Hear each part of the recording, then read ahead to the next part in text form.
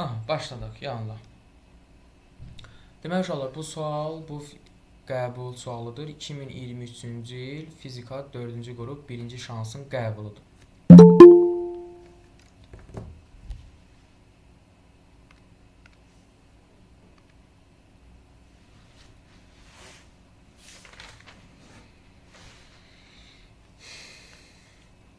Birinci sualda bizə deyir ki,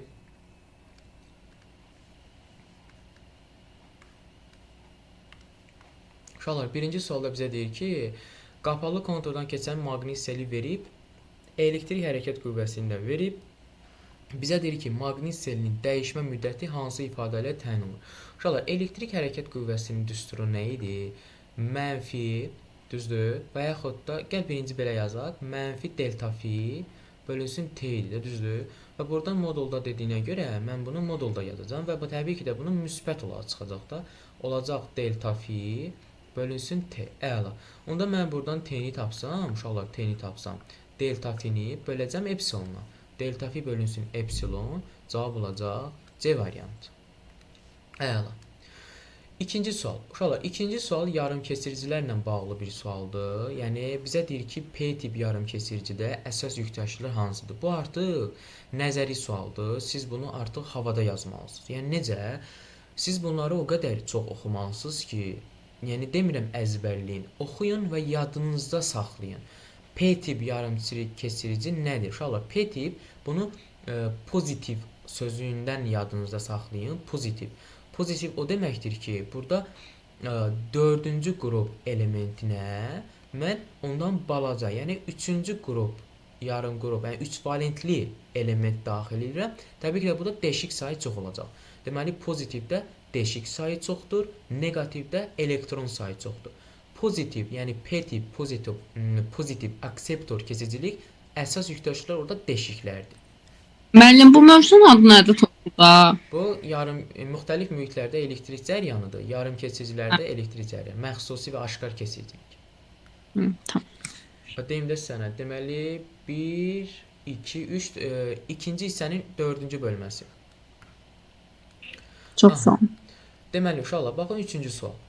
Bizə deyir ki, rəqs konturunda kondensatorun elektrik yükünün zamandan asılı qrafik verib, hansı qrafik maqnit sahəsinin zamandan asılılığına uyğundur. Baxın uşaqlar, əgər mən sizə demişəm, əgər elektrik sahəsi maksimumdan başlayanda, yəni sinusdan, kosinusdan başlayanda elektrik sahəsi kosinusdan başlayanda maqnit sahəsinin enerjisi sıfırdan başlamalıdır. Yəni sinusdan başlamalıdır. Bizə bilirik ki, kondensatorun Q-dür, sonra gərginlikdir. Bunlar kondensatorun olan hissələrdir, yəni onun elementləridir. Maqnit sahələrdə isə induktivlikdir, həmçinin cəryan şiddətidir, maqnit selidir. Yəni bunlar olanda, bunlar bir dəyişir. Bunlar maqnit sahəsinin enerjisini bizə verir. Bunlar isə kondensatordur uşaqlar. Həmçinin tutumdur. Onda burada isə kondensatorun Q maksimum qiymətdən başlayıb rəqs eləməyə, onda maqnit sahəsinin enerjisi sıfırdan başlayacaq, sinus qanunu ilə başlayacaq rəqs eləməyə və uşaqlar heç vaxtı enerji mənfi ola bilməz. Yəni mənfidə hərəkət eləyə bilməz. Cavab olacaq B variantı. Təbii ki də C də qrafik olaraq düzdür, yəni sıfırdan başlayıb. Amma uşaqlar, baxın, burada mənfiyə düşür. Buna görə C variantı olmaz, cavab olacaq B variantı. Aha, keçirik 4-cü suala. Demək uşaqlar, biz bilirik ki, faydalı iş əmsalı nədir? Faydalı iş əmsalı eta bərabərdir. Faydalı iş bölünsün tam iş. Düzdür? Əla. İndi mənə deyir ki, alfa bucağın tangesi. Bunu qayda izahında da sizə demişəm. Bu bucağın tangesi nədir? Bura belə xətt keçirdik perpendikularda. Düzdür? Bura A faydasam da burada A fayda olacaq. Burada A-dır. Tam. Əla. Onda bu bucağın tangesi necə hesablanır uşaqlar? Qarşı katetin bitişik katdə olan nisbəti deyil. Əla. Onda mən buradan yazacağım ki, tangens alfa bərabərdir. A fayda bölünsün A tam. A fayda bölünsün A tam. Əla. A fayda bölünsün A tam. Bizə nə verəcək uşaqlar o? Tangens alfanı verdi. Deməli biz buradan tapdıq ki, tangens alfa A fayda bölünsün atamdır. Ee, Bir saniye, kompüter nəzarətə götürmür. Deməli, bir saniye şurada bir saniye.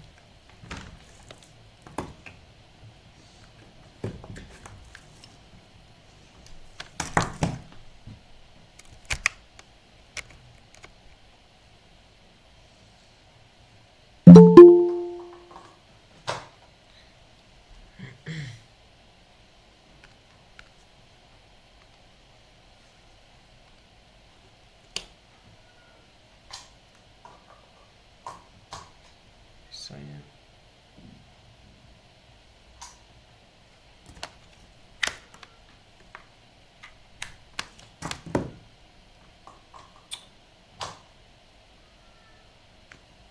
Estağfurullah.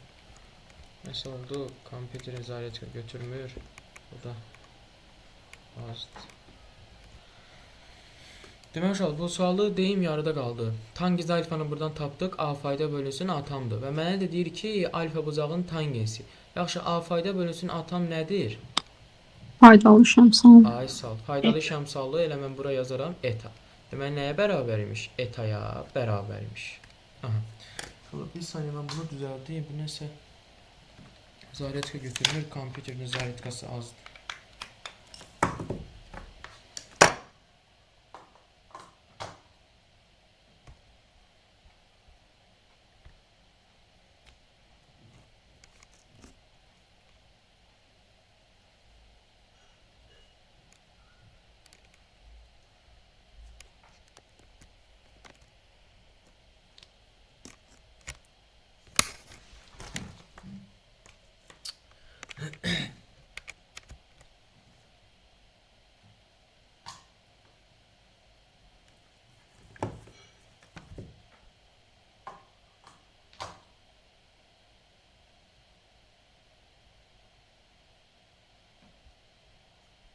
Aha. Şükür.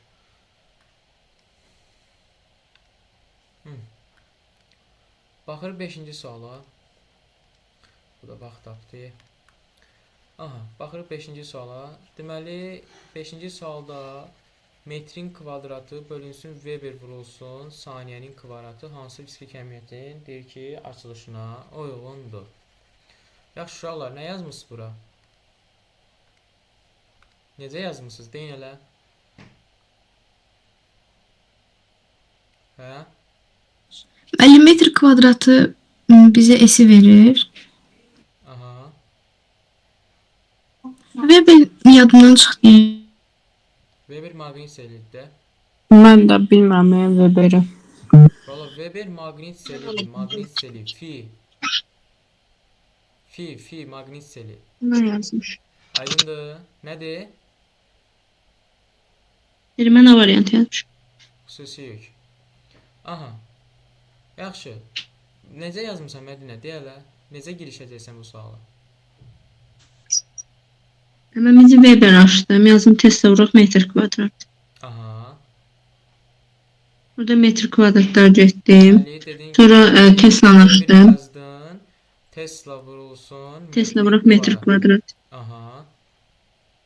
Sonra Tesla. Sonra Tesla açdım. Newton. Aha, Newton bölünsün amper vurulsun metr. Ay sağ ol. Amper vurulsun metr. Aha.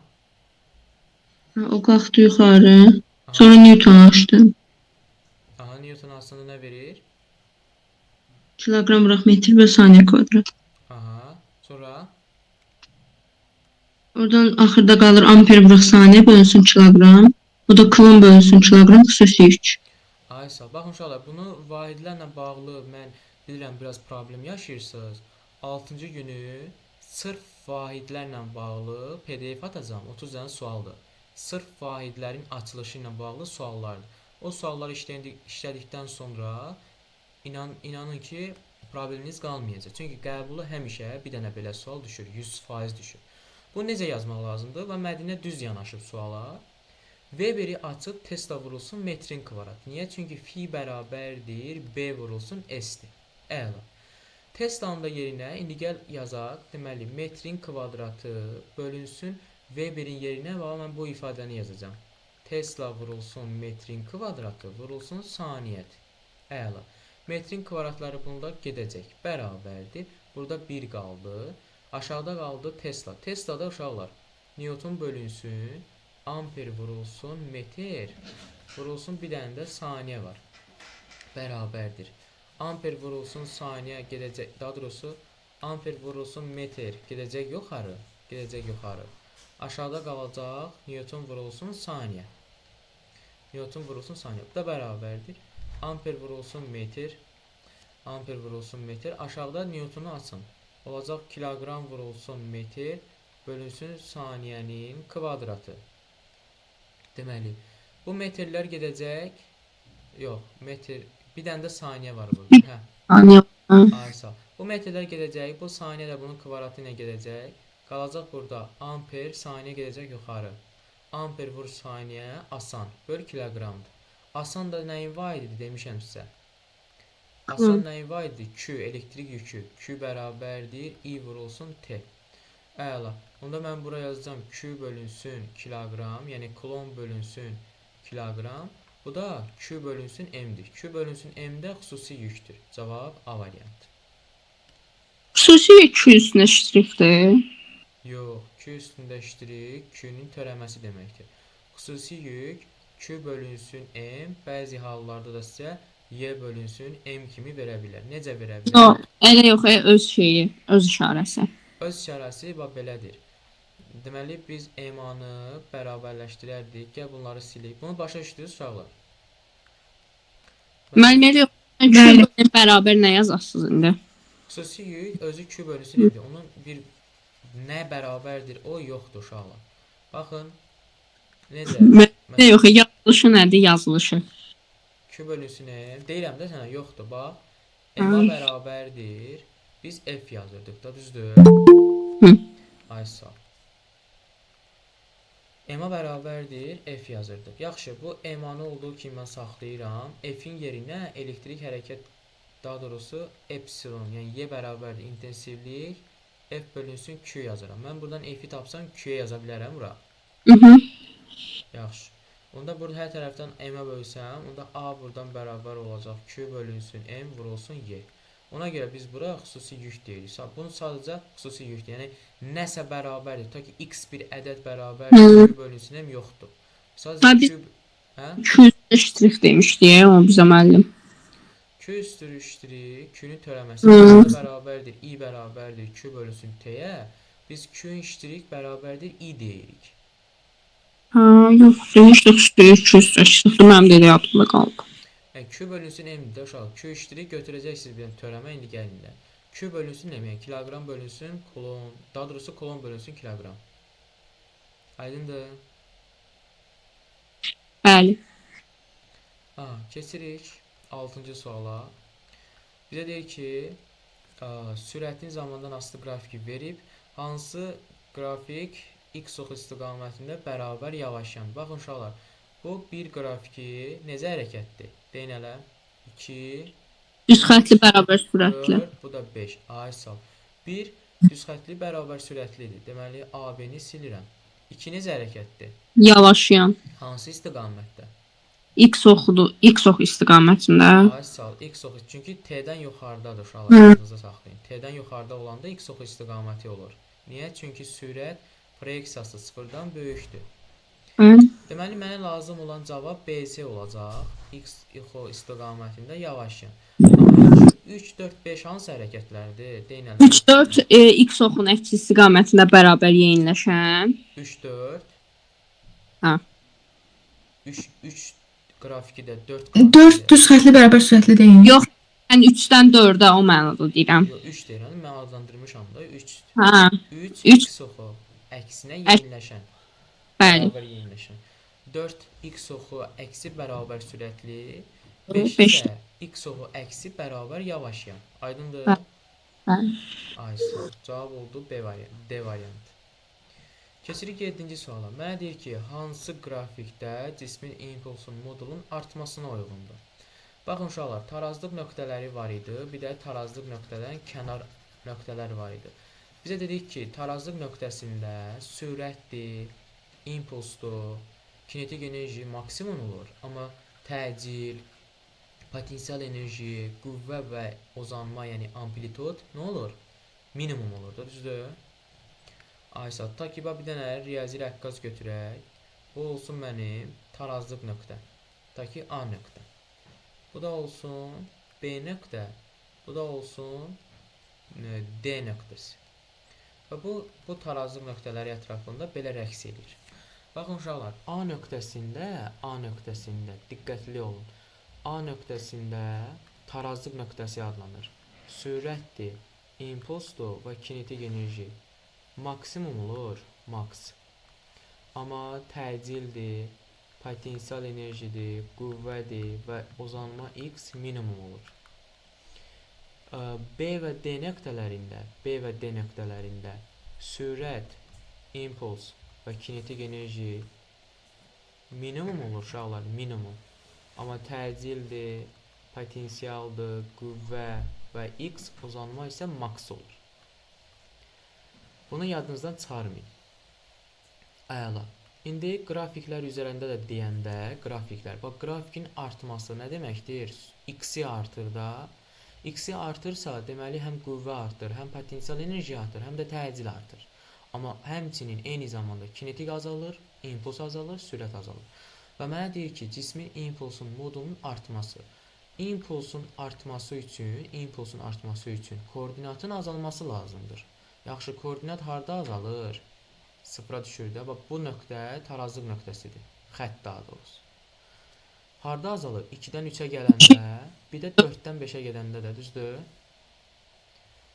Aysa, 2-dən 3-ə gələndə, bir də 4-dən 5-ə gələndə. Yəni, bu nöqtə tarazlıq nöqtələridir.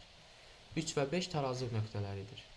Ona görə də tarazlıq nöqtələrinə doğru gedəndə impuls, sürət və kinetik enerji artır. Tarazlıq nöqtələri də siz üçün qeyd edirəm bura. 3 ilə 5-dir. Və bunu yadınızdan çıxarmayın. Aydın oldu? Aha. Bəli. Keçirik 8-ci sual. Çevrə üzrə hərəkətdir. Baxın uşaqlar, çevrə üzrə hərəkətdir. Yəni, özünüzü qorxutmaya heç ehtiyac yoxdur. Əgər siz bunu həyəcanlanmadan, stres çəkmədən yazsaz, inanın ki, nəticə çox gözəl olacaq. Ona görə də sakit beyinlə maksimum şəkildə çalış. Müəllim, qəbula hər dəfə bir dənə Venn diaqramı düşür.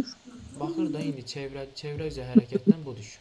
Bəzi hallarda başqa şey düşə bilər, nə bilim. İndi baxırıq. Baxın uşaqlar, burada bir dənə yer açıq. Bu sualı izah edirəm və bununla aid problem aradan qalxacaq.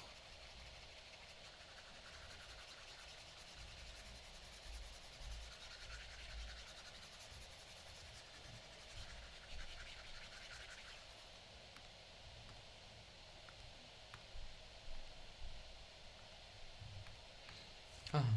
Baxın uşaqlar, bu mənim çevrəmdir, bu mənim çevrəmdir. Bu çevrə bilirik ki, neçə dərəcədir? 360 dərəcədir, düzdür? A nöqtəsi, B nöqtəsi, C nöqtəsi, D nöqtəsi. İndi deyir ki, periodun 4də 1 hissəsi. 4də 1 hissəsi təbii ki də 360-ın 4də 1-i 90 dərəcədir, düzdür? 2də 1-i 180-dir, yəni bura. Və radiusu da bilirik ki, R-dir, əla. Və biz də bilirik ki, qayda olaraq artıq siz bunu öyrənməməli yox, siz bunu bilməlisiniz. 4də 1 periodda maddi nöqtənin yer dəyişməsi nə idi? Deyin elə. 4də 1 periodda yer dəyişmə nə idi uşaqlar? Kök altı 2R. Ay sağ ol. R kökdə 2 deyin də. R kökdə 2. Yaxşı. Getdiyi yol nə idi? 4də 1-də. 2 pi-yə vururduq da müəllim. Pi bölü 2 r. 2 pi-yi vururduq 4də 1-ə. Bu da Hadi. oldu pi bölü 2. Düzdür? Yaxşı, sürət dəyişməsi nəyə bərabərdir bəs? V kökdə 2, düzdür? Bəli. İmpuls falan. O impuls da eynidir, çünki impuls bərabərdir mv-dir, v ilə düz asılıdır. Yaxşı, 2də 1 periodda bəs. 2də 1 periodda yer dəyişmə nəyə bərabərdir? 2 r. Ay sağ. 2 yerə. Bəs gedilən Beş. yol, gedilən yol pi PR olacaq. Niyə? Çünki Hı. 2də 1 period bura deyil uşaqlar. Yarım Bəli. çevrədə əla. Yaxşı, sürət dəyişməsi o da 2V olacaq. Hı -hı. Düzdür, əla. İndi bizə nə deyir? Maddi nöqtənin yer dəyişməsi R kökdə 2 hardadır? 4də 1-də. Maddi nöqtənin getdiyi yol PR-dir. Hardadır? 2də 1-də. Maddi nöqtənin getdiyi yol yer dəyişməsi modulundan böyükdür. Uşaqlar, baxın. Maddi nöqtənin getdiyi yol. Bu birinci halda PR bölü 2 gedib. Bu R kökdə 2 gedib. Yaxşı, PR bölü 2 böyükdür ya R kökdə 2 böyükdür uşaqlar? Hə? Baxın, bunun yer dəyişməsi 4də 1 zaman ərzində budur. Bu onun yer dəyişməsidir. Amma bunun yer dəyişməsi isə R-dir, 2R'dir. Siz deyin görün mənə. Siz deyin görün mənə.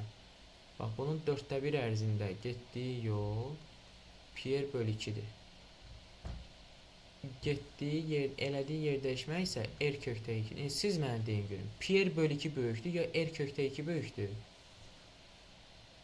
P'ni saymayacaqsa əgər, Yox, P-ni niyə saymırsan ki? P'nin qiymətini bilmirəm axı 3 götürüb həll edirik. Təğyir Onda- verəcək bizə 1.5 R, düzdür? Hə. Bəli. Ay sağ ol.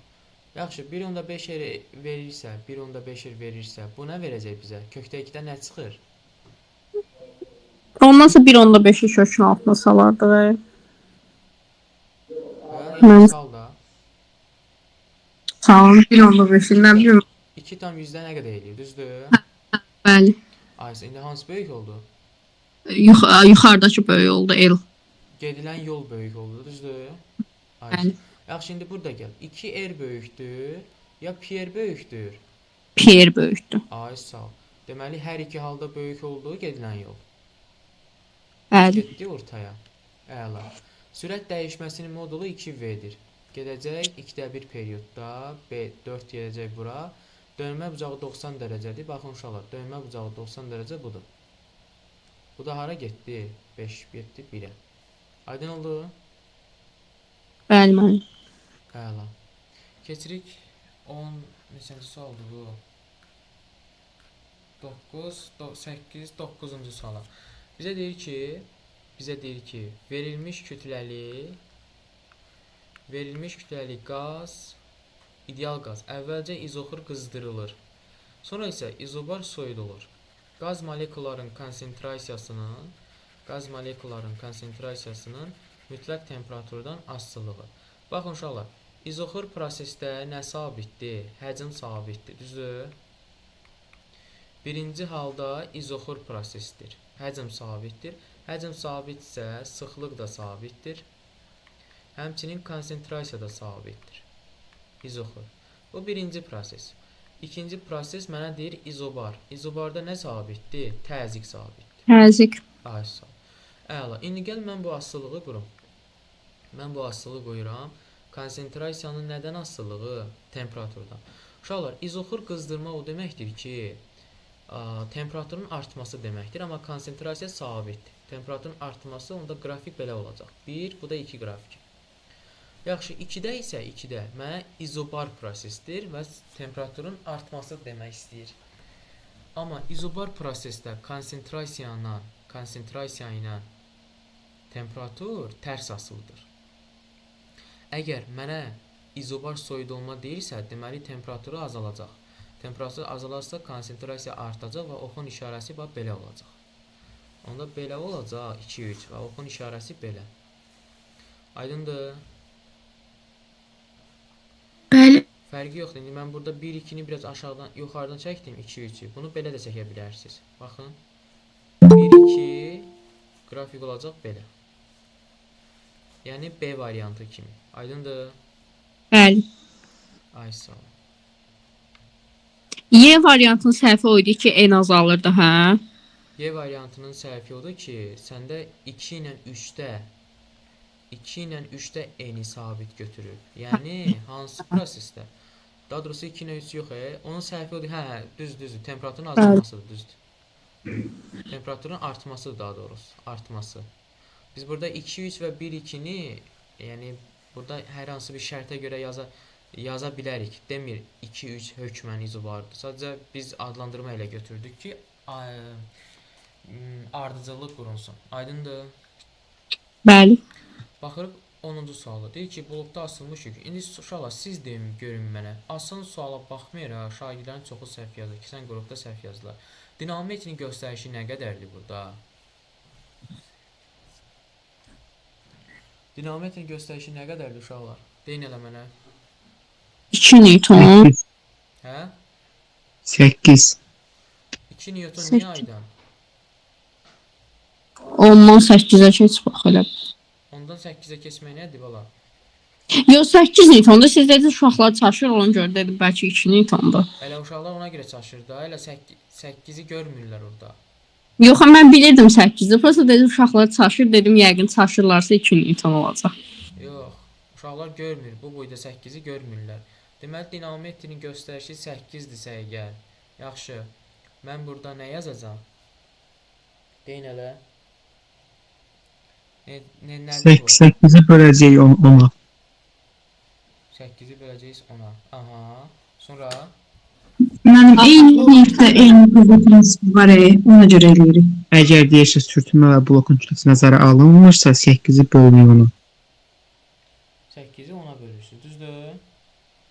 16 bölmürük. İndi mənə bir dənə qulaq asın siz. Bu necə blokdur? Tərpənəndir, tərpənməzdir. Bir dənə deyin mənə. Mən onu görə dedim də bu Tərpənən. tərpənəndə Tərpənən blokdursa əgər, baxın. 2-yə bölürük.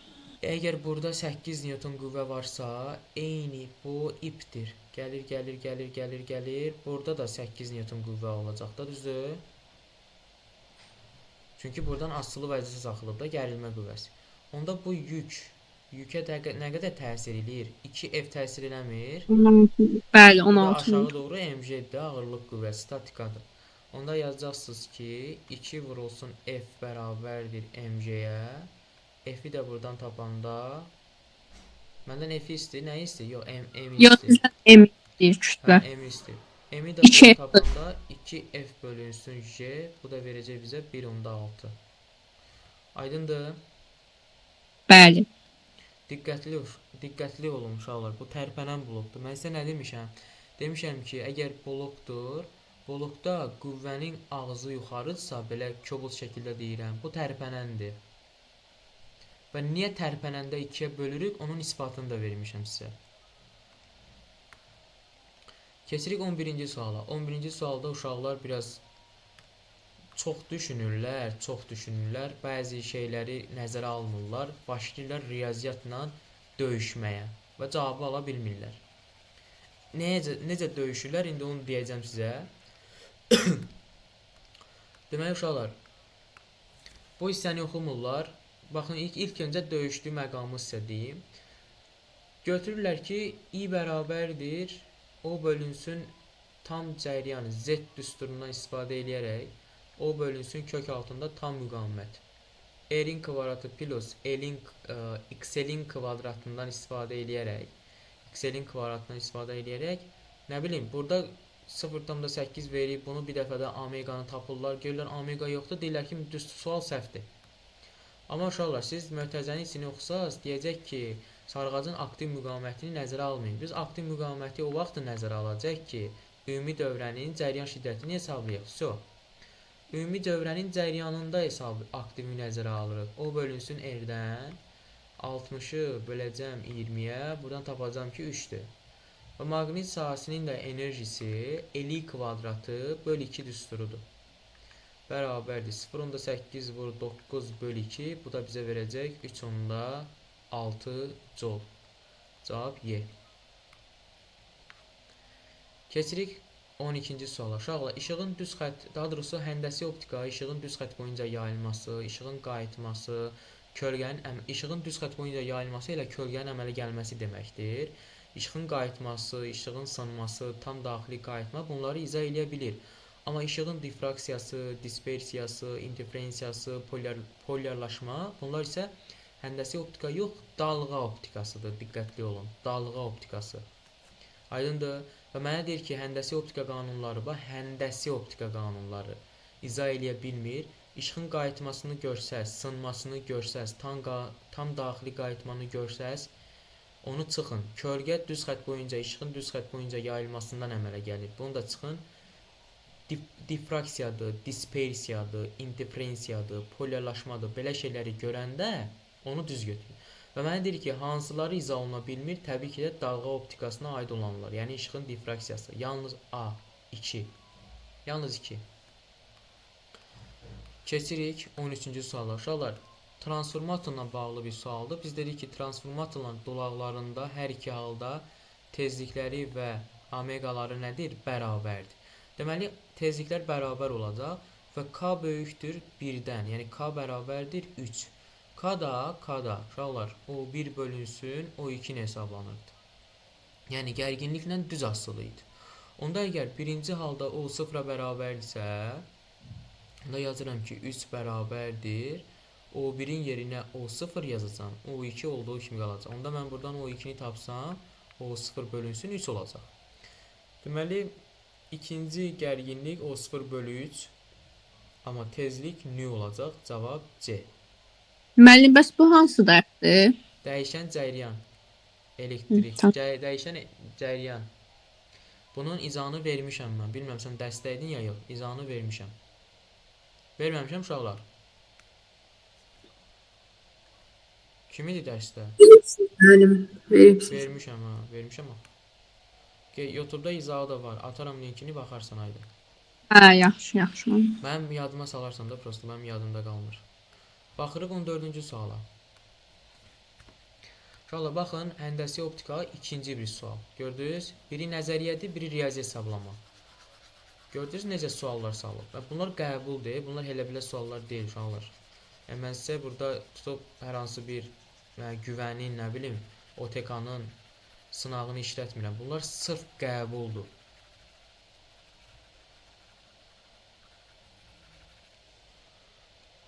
Yaxşı. Necə yazmaq lazımdır? Bunun riyazi hissəsi. Mən də bilirəm ki, siz riyaziyyatçısınız maşallah. Mənə nə verir? Mən ilk öncə fikir verməliyəm. Baxın bu səpici sözlərə. Səpici sözü. Bu ingilis dili mətnləri işləyəndə keywords var. Ona əsasən. Səpici sözü. Səpici sözdə mən fokus məsafəsini yazanda 1 bölü f, daha doğrusu mənfi 1 bölü f bərabərdir 1 böl d çıxılsın 1 böl f. Düzdür? Və mənə deyir ki, cisim linzadan 4f məsafədədir. Yazacağım ki, d bərabərdir 4f. Və məndən uşaqlar böyütməni istəyir. Xətti böyütmə və yaxud da kiçiltmə, fərqi yoxdur. Mən axırda bu nisbəti tapmalıyam. Həmişə yadda saxlayın. Bu nisbəti tapmalıyam. Əla. Necə yazacağım? Gəl yerinə qoyaq. Mən buradan mənfi f-i tapsam, olacaq deməli d vurulsun f bölünsün. Nə olacaq burada? F çıx d, hə? F çıx d olacaq da, uşaqlar? Bəli. Aha. Deməli, yazacağım ki, buradan mənfi f bərabərdir. D-nin yerinə 4f vurulsun kiçik f bölünsün f çıxılsın 4f. Bərabərdir. Buradan deməli, mənfi f-i vuracam f çıxılsın 4f, hə? Bərabərləşdirəcəm 4f-i vuracam kiçik f-ə. F-ləri hər tərəfdən ixtisar aparsaq, burada qalacaq mənfi f çıxılsın 4f bərabərdir 4 vurulsun kiçik f-ə. Mənfini atsaq, mənfi f plus 4f bərabərdir 4 kiçik f-ə. Müsbət olacaq, bu tərəfə keçsə müsbət olacaq. 4f bərabərdir 5f-ə. Deməli, f də buradan bərabərdir 4f bölünsün 5-ə. Əla. Deməli, mən hər ikisini f-ə gətirdim. D 4f-dir. F isə 5-də 4f-dir. Onda mən buradan q-ni tapa bilərəm də. Q də bərabərdir f bölünsün d-dən. Bərabərdir. Deməli, 5-də 4f vurulsun 1 bölünsün 4f. 4f-lər gedəcək, qalacaq 1 böl 5. 1 böl 5 də o deməkdir ki, uşaqlar, bu 5 dəfə kiçilib. 5 dəfə kiçilib. Cavab C variantı. Aydındır? Bəli. Əla. Yəni riyazi hesablamalı bacarmalısınız uşaqlar. Adi şeylərdir. və riyaziyyatda hilələri çalışın, öyrənin. Aha, 15-ci sual. 15-ci sual Lorentz qüvvəsi ilə bağlı bir sualdır. Deyir ki, yüklü zərrəciyə təsir edən qüvvə ən kiçikdir. Bizə bilirik ki, yüklü zərrəciyə təsir edən qüvvə nə adlanır? Lorentz qüvvəsi. Lorentz. Ay, sağ ol. Bir saniyə.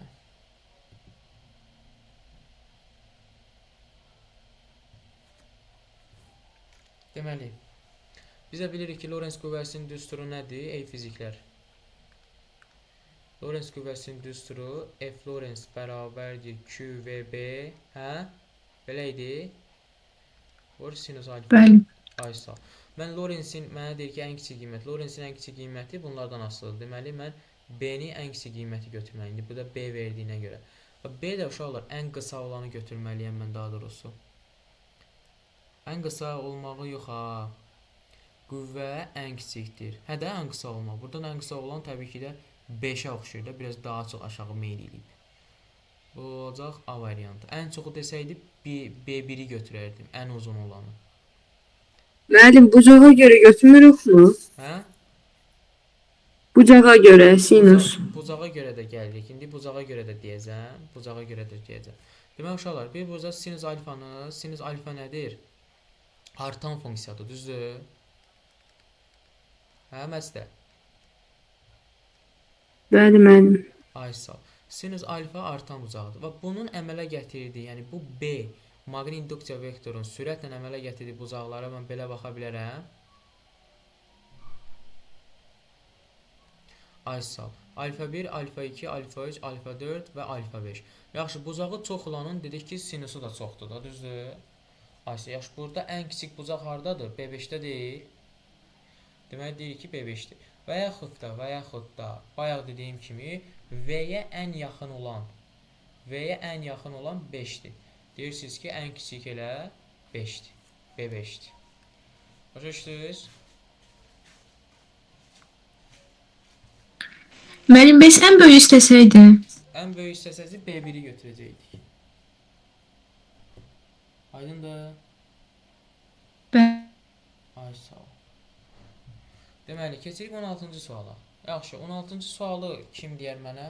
Deyin elə.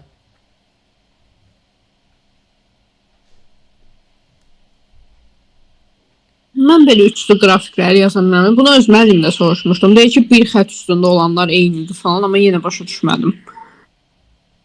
İndi deyəcəm sənə necə başa yazmaq lazımdır. Aydan.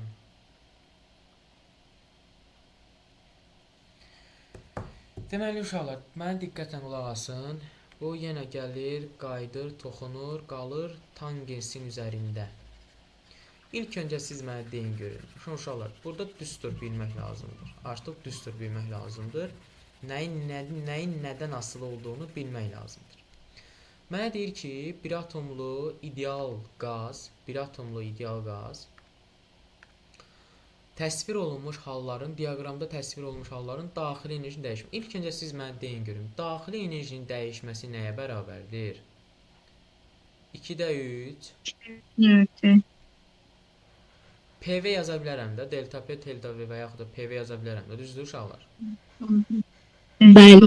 Ay sağ ol. P delta V yazaq. Gəl P delta V yazaq məsəl üçün. Əmin. Yaza bilərik də, yəni delta P V yaza bilərik. Mən P delta V yazım. Yaxşı. İndi verilmiş kütləli dediyinə görə M bərabərdir. Daha doğrusu M bərabərdir yox ha. Baba, sıxlığın düstunu yaza bilərəm də. Rho bərabərdir M bölünsün V. Yaxşı, mən buradan bu V-ni tapsam, M bölünsün rho yaza bilərəm. Bəli. Burada mən delta V yazdım. Delta V. Çünki verilmiş kütlə dediyinə görə gəl PV olaraq saxlayaq. Biraz xətalıdır. PV olaraq saxlayaq. Yəni fizikada xətalı çox şey var, ha, diqqətli olun. Aha. Burada M bölünsün rho yaza bilərəm. Yaxşı. Əla. Gəl yazaq da, bu P-ni olduğu kimi saxladım. V-nin yerinə yazdım. M bölünsün rho yazdım. Düzdür? Bu da bərabərdir.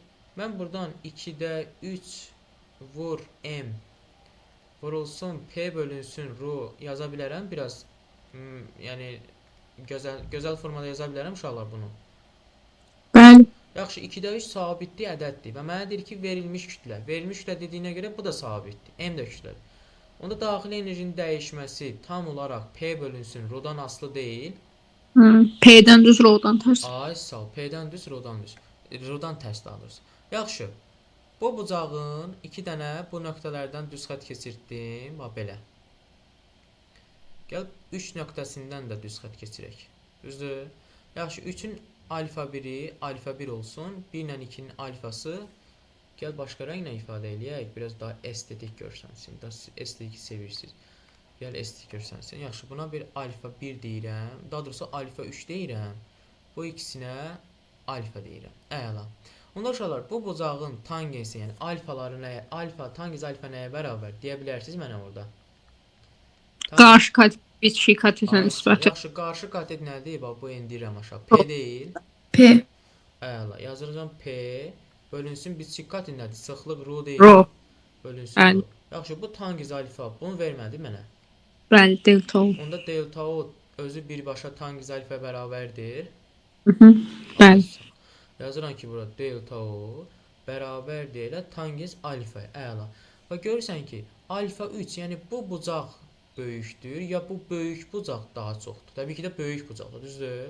Yəni Bəli, alfa 1 2 daha böyükdür alfa 3-dən. Hə ayda?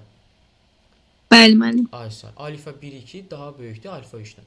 Və tangensdə bütün rüblərdə artan bucaq olduğuna görə elə tangens alfa 1 2 də böyük olacaq tangens alfa 3-dən. Bu belədirsə, onda elə o 1 bərabər olacaq. Yəni daha doğrusu o 1-ə keçmirəm hələ, o 1-ə keçmirəm hələ. Qalıb hələ. Deməli uşaqlar, baxın bu 1 ilə bu 2 nöqtəsi alfaları bərabər deyil onların. Bərabərdir. Bərabərdir. Onda mən yaza bilərəm ki, elə tangens alfa 1 bərabərdir tangens alfa 2 və bunlar böyükdür tangens alfa 3-dən. Əla. Bu da elə bu demək. Tangens nəyə bərabərdir? Daxili enerji deyir. Yaxşı, bunlar bərabərdir və bunlar böyükdür 3-cüdən. Aydındır? Bəli, müəllim. Ay sağ ol. 16-cı sualın cavabı da olacaq D variantı. Baxın, diqqətli olun. Buna həmişə tangens alfa metodunu işlədin. Və qısa olaraq da sənin müəllimin dediyi kimi, qısa olaraq da belə əgər yəni düz asılı olarsa, yəni biz burada isbat elədik ki, delta O özü tangens alfaya bərabərdir.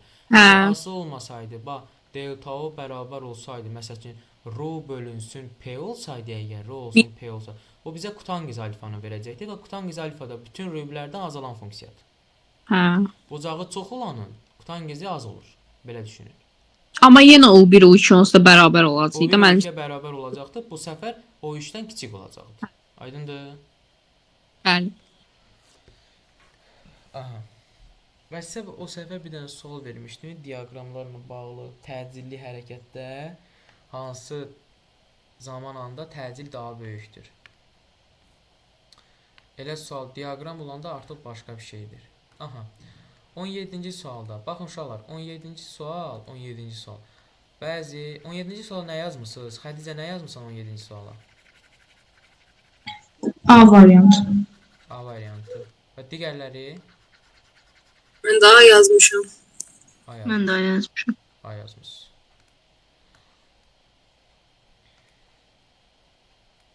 Deməli uşaqlar, biz bilirik ki, əgər 2 dənə cisim bir-birinə bağlanıbsa və 2 dənə cisim bir-birinə bağlanıbsa və F qüvvəsi ilə əgər dartılırsa və bizə mötərizənin içində deməyibsə sürtünməni nəzərə almayın. Deməli uşaqlar, bu da dayaq nöqtəsidir. Bu da bunlara toxunur da. Və onda bu cisimlər hər ikisi sürtünmə qüvvəsi var. İkinci cismin sürtünmə qüvvəsi, bu da 1. İkincinin sürtünmə qüvvəsi F sürtünmə 2 sola, həmçinin birinci də qabağa getdiyinə görə o da sola olacaq. Onda biz bilirik ki, bu da A təcili ilə gedir də sağa gedir. Daha doğrusu A təcili deyə bilmərik. Cisimlərin indikəsində dərhal aldıqları təcil. Təcili deyə bilmərik çünki bərabər sürətli hərəkət. İlkin halda təcil yoxdur. Onda sadəcə bunu F qüvvəsi sağa dartır. Onda F qüvvəsi bərabər olacaq F sürtünmə 1 ilə F sürtünmə 2-nin cəminə. Və bunların cəminə bərabər olur bu dartı qüvvəsi. Əgər mən bu ipi buradan kəssəm, baxın, mən bu ipi buradan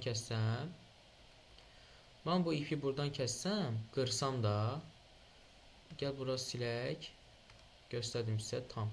Bax, mən bu ipi buradan kəsdim. Gördünüz uşaqlar, buna, yəni bu ikinci cisimdən söhbət gedir, 2-dən, bundan söhbət gedir. Bunu qabağa dartan heç bir qüvvə yoxdur, amma sürtmə bunu sola dartır, düzdür? Sürtmə bunu sola dartırsa, axır burada bir dənə təcil yaranacaq və o təcil də sola olacaq. Aydındır? Birinci cisimə baxsaz, yəni bura. Bura baxsaz, mən bu ipi qırdım. Bu F qüvvəsi sadəcə bir dənə yükü daşıyır. Təbii ki də bir yükü daşıdığına görə daha qabağa gedəcək də. Bərabər sürətli idi deyə ikincinin sürtünməsi olduğuna görə. Amma artıq burada ikinci yoxdur. Yəni bunun arxasına əngəl heç nə yoxdur. Bu A təcilindən sağa gedəcək. Onda birinci cisim, yəni A1 təcili sağa, ikinci isə sola yönələcək. Cavab olacaq A variantı. Keçirik 18-ci suala. Və 18-ci sual maraqlı məsələdir. Həm çevrə üzrə hərəkətlə, həm də intensivliyi birləşdirib. Baxın uşaqlar, intensivliyin düsturunu siz bilməlisiniz. İntensivliyin düsturu nədir? Y bərabərdir K vurulsun R kvadrat. Əla. İndi bu Q yükün A nöqtəsində yaratdığı intensivlik. Bax, bu radiusdur, yəni bu məsafə bizə lazımdır. Bura R-dirsə,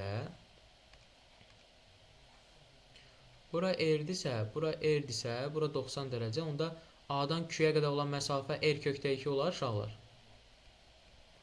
Olar. Yaxşı, bir A nöqtəsinə, bir də B nöqtəsinə. B nöqtəsi isə diametrdir, yəni 2R. Onda mən 2 dənə intensivlik hesablayacağım. Bir A nöqtəsi üçün KQ bölünsün R kvadratı. Bu zaman R-in yerinə R kökdə 2 yazacağım. Onda kvadratı olacaq 2R'in kvadratı. İkinci isə B nöqtəsi üçün hesablayanda K vurulsun Q bölünsün. B-dən olan məsafə 2R deyil, uşaqlar. Bura R-dir, burada R-dir. 2R'in kvadratı 4R kvadrat. Yaxşı, bu bunda neçə dəfə çoxdur? Surətlər bərabərdir. Məxrəclər isə 2 dəfə fərqlənir. Məxrəci böyük olan intensivlik daha kiçikdir. Onda mən YA bölünsün YB yazsam, bir-birinə bölsəm, olacaq KQ bölünsün 2R kvadratı vurulsun 4R kvadratı. Bu KQ. Böləndə çevrilir də. KQ-lər getdi. 4R'i 2R kvadratına bölsəm, qalacaq 2. Onda mən buradan A-nı tapsam, B ilə ifadə eləsəm, 2YB olacaq. Cavab da olacaq burada A variantı. Aydındır? Bəli. Ay, sağ olun. Aha, və 19-cu sual qəşəng sualdır. Şagirdlər burada anında görürlər ki, ardıcıldır, i ilə 1-i 2-yə bərabər götürürlər, yazırlar Y variantı. Uşaqlar, böyük səhvdir. Diqqətli olun, bu ardıcıl deyil. Baxın, biri bu tərəfə gedir, biri isə digər tərəfə gedir. Bu paralel deməkdir. Mənbəyə baxın, mənbəyə. Müsbətdən, bu da mənfi. Müsbətdən cəryan gəldi. Biri bu tərəfə, digəri isə o tərəfə. Bunlar paralel birləşmədir. Paralel birləşmədə gərginliklər sabitdir. Onda cəryan şiddəti müqavimətdən tərs asılıdır. Əgər I1, R1 4R'dirsə, deməli I2 bərabər olacaq 4I1-ə. Tərsinə olacaq. Baxırıq 20-ci suala. 20-ci sualda yarım parçalama periyodun düsturunu sizə demişdim. Belə suallar düşür.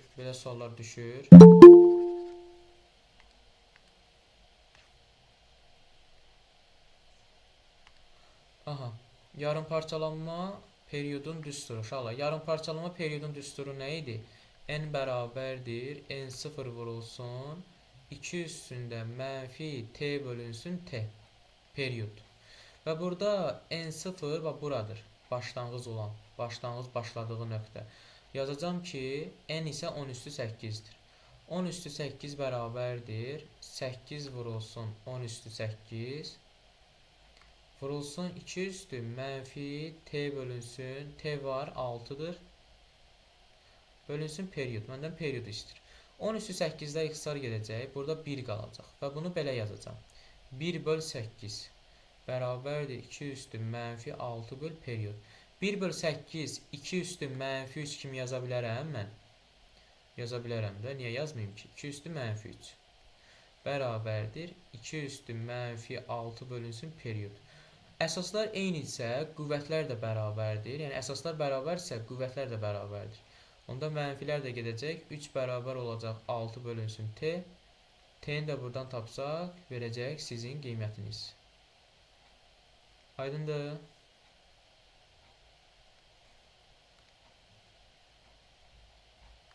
Aha. Keçirik 21-ci suala. 21-ci sual bərk cisimlərlə bağlı bir sualdır. Bərk cisimlərdə Young modulu. Necə yazmaq lazımdır bunu? Deməli, biz bilirik ki, mexaniki gərginlik, Hooke qanunu nə idi? Mexaniki gərginlik nisbi uzanma ilə düz mütənasibdir. Yəni, sigma bərabərdir Young modulu vurulsun epsilon, mexaniki gərginlik. Bunun da yerinə, nisbi uzanmanın da yerinə delta L bölünsün L0 yazırdı. Və belə bir düstur bilirdik. F bərabərdir sigma vurulsun S düsturu. Sigmanın da yerinə bu ifadəni yazsaq həll olur hər şey. Deməli, Y vurulsun delta L bölünsün L0 vurulsun S düsturu. Məndən nə istəyir? Young modulunu istəyir. Mən bu hissədən, bunu da aydın yazıram siz üçün. Deməli, F bərabərdir Y vurulsun delta L bölünsün L0 vur S. Bundan mən nəyi tapacağam? Mən Y, Young modulunu tapacağam. Young modulu da bərabər olacaq F vurulsun L0'a bölünsün delta L vurulsun S-ə. Qiymətləri yerinə yazırıq. Y bərabərdir. Delta L nə qədərdir? Gəl hesablama asan olsun deyə 3 götürək. 3 millimetr. 3 vur 10 üstü mənfi 3. Vurulsun S. S nə qədərdir? 2'dir. Metrin kvadratı 10 üstü mənfi 6 metrin kvadratı. Daha doğrusu metrin kvadratına çevirdikdə metrin kvadratı niyə yazıram ki? Yuxarıda qüvvə, 3'ə uyğun qüvvə nə qədərdir uşaqlar? 120. Vurulsun L0 nə qədərdir? 4 metr. Əla. Bu da bərabərdir. Bu 120 480 eləyəcək. 6 vurulsun 10 üstü mənfi 9. 480'i də 6'ya vuranda bizə nə qədər verir? 80. Deməli 80 yuxarıda qaldı. Aşağıda da 10 üstü mənfi 9 qaldı. 80 də 10 üstü mənfi 9 da yuxarıya gedəndə olacaq müsbət və bu da bizə verəcək 80 gigapascal. Young modulun da vaydi pascaldır. Cavab olacaq C variantı. Başa düşdünüz uşaqlar? Düsturu yaxşı bilməlisiniz. Riyazi əməliyyatlar aparılmalısınız. Bəzi çaşdırma üçün tutub burada 80 də verə bilər, 8 də verə bilər, 800 də verə bilər. Ona görə axıra qədər hesaplamaq lazımdır. 22-ci sualı inanmıram səhv yazan şagird olsun. Çünki bilir ki mən neçə dəfə demişəm, P hidrostatik təzyiq, Rho J H düsturunu hesablanır və hər iki halda mayonez hündürlüyü eyni olursa, deməli təzyiqlər bərabərdir. Sahəyə baxmır. Təzyiq qüvvələri desəydi, okey, razıyam. Təzyiq qüvvələri çünki Rho J H vur S düsturudur. S-dən birbaşa asılıdır. Həmçinin H-dan da.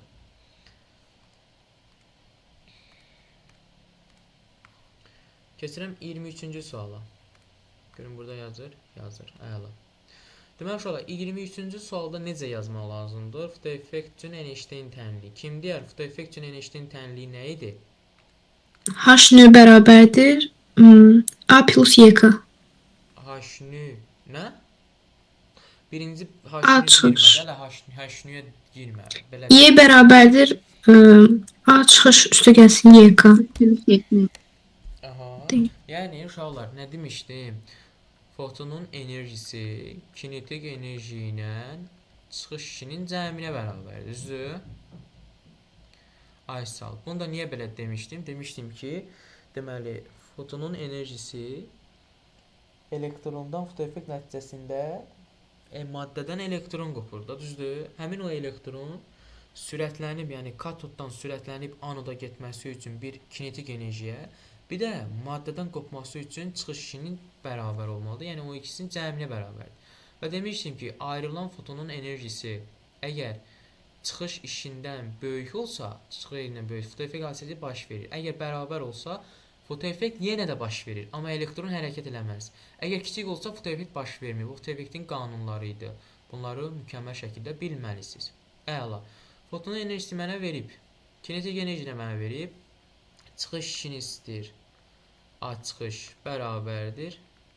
Y foton çıxılsın, YK bərabərdir. 7 vur 10 üstü mənfi 19 çıx 3 onda 8 10 üstü mənfi 19. Uşaqlar 10 üstü mənfi 19'u çıxardın mötərizə xaricinə, öz işinizi görün.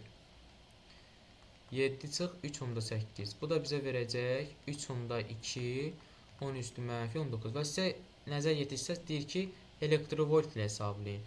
Onu da nəyə böləcəksiniz? 1,6 10 üstü mənfi 19'a.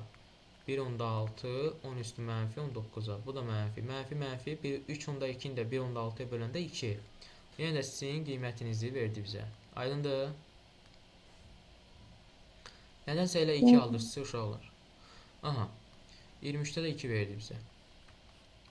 Keçirik 24-cü suala. Deməli uşaqlar, kinetik enerji haqqında teoremdən yola çıxmalısınız belə suallarda. Kinetik enerji haqqında teorem nədir uşaqlar? İndi biri deyər potensial enerjinin dəyişməsi rüsvaçılıq olur. Nədir uşaqlar kinetik enerjinin dəyişməsi? MV1'in kvadratı bölü 2 çıxılsın MV2'nin kvadratı bölü 2. Yaxşı, nəyə bərabərdir o? Kim? Hə? İşdir değil mi?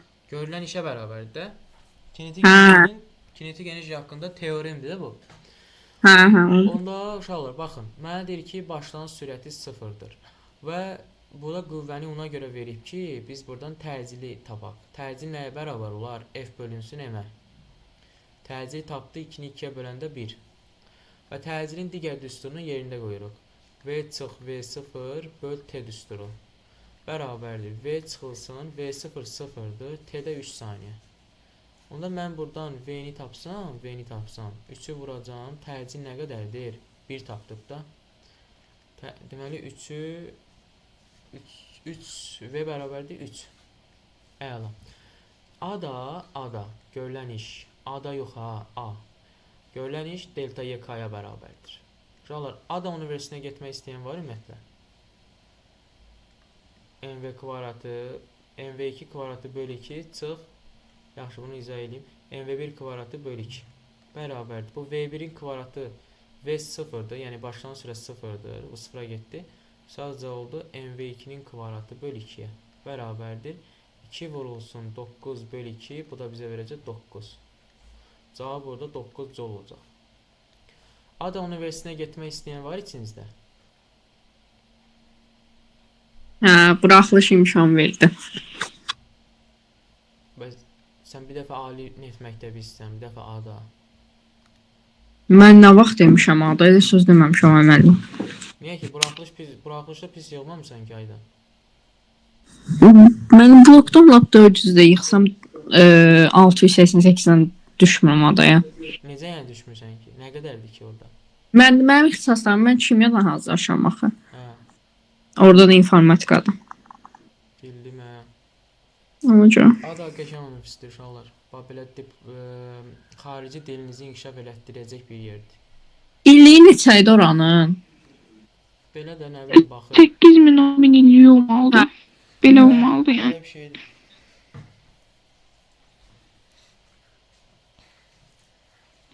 Mən əslində vermək istəyirdim ora da mühəndislik üzrə. Belə 400 baldır çünki. Amma illiyi vardı, indi illiyi çoxdur. Sərf eləmir. ödənişsiz də deyilən ya, çoxdur balı. Yox, mühəndislik ödənişsiz yoxdur mən bilən. Sadəcə 400-də belə. İndi mən kəsdim. Riyaziyyatın var, sadəcə riyaziyyatın. Riyaziyyat nə? Müəllimliyi. Təkcə riyaziyyat, mexanika riyaziyyat fakültəsidir. Aynen. Təkcə riyaziyyat öyrədirlər. Aha.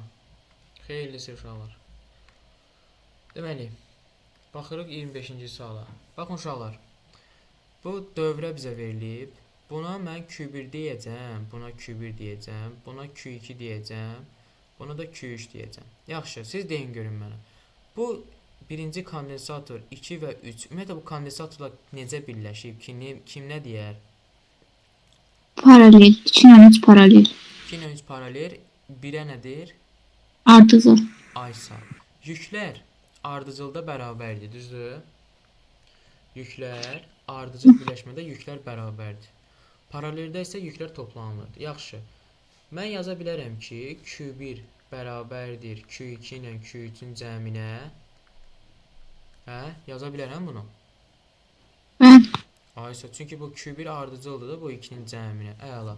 Onda mən Q1-də toplanan yükü yazsam, Q1-də olan, daha doğrusu birinci kondensatorda toplanan yükü tapsam, birinci kondensatorun gərginliyi 20-dir. Yaza bilərəm mən I20 vurulsun S, S1 S-dir. Yaza bilərəm uşaqlar. Əla. Yaxşı. Q2-də paralel birləşmədə S2 ilə S3. Paraleldə gərginliklər bərabərdir. Əla. Onda mən Q2-ni hesablasam, olacaq S2 vurulsun o olduğundan, olacaq 2S vurulsun gərginlik. Q3 hesablayanda olacaq S3 vurulsun o, bu da bərabərdir 3CO. Yaxşı, bu ikisinin cəmi, baxın. Bu ikisinin cəmi mənə Q1-i verməlidir. Yaxşı, bu ikisinin cəmi nə qədər eləyir? 5CO eləmir. 5CO-nu bərabərləşdirin. Q1-i tapmışıq da. Q1 20S-dir. 20S-yə bərabərləşdirin. S-lər qısar getsə, onda 5 vurulsun o bərabər olacaq 20-yə. 4. O burada nəyə bərabər olacaq? 4 volta. Düzdür? Və o nəyə demişəm? Həm ikinci, həm üçüncünün gərginliyinə və paralel olduğuna görə burada da 4-dür. Burada da 4-dür. Və məndən də S3 dediyinə görə S3-də də 4 volt olacaq. Cavabınız 4 olacaq. Aydın oldu uşaqlar? Hə? Bəli. Kimə aydın deyil?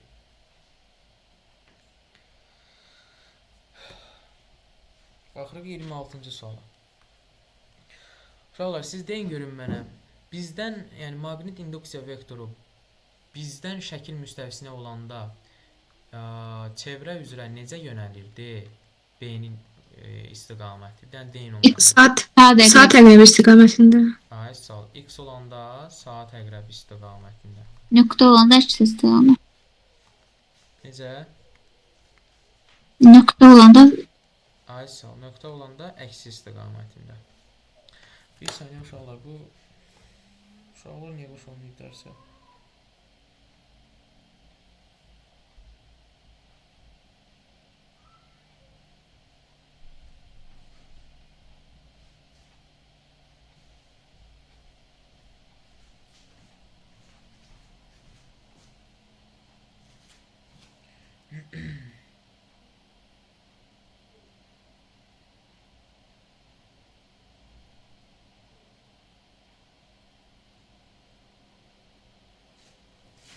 Deməli,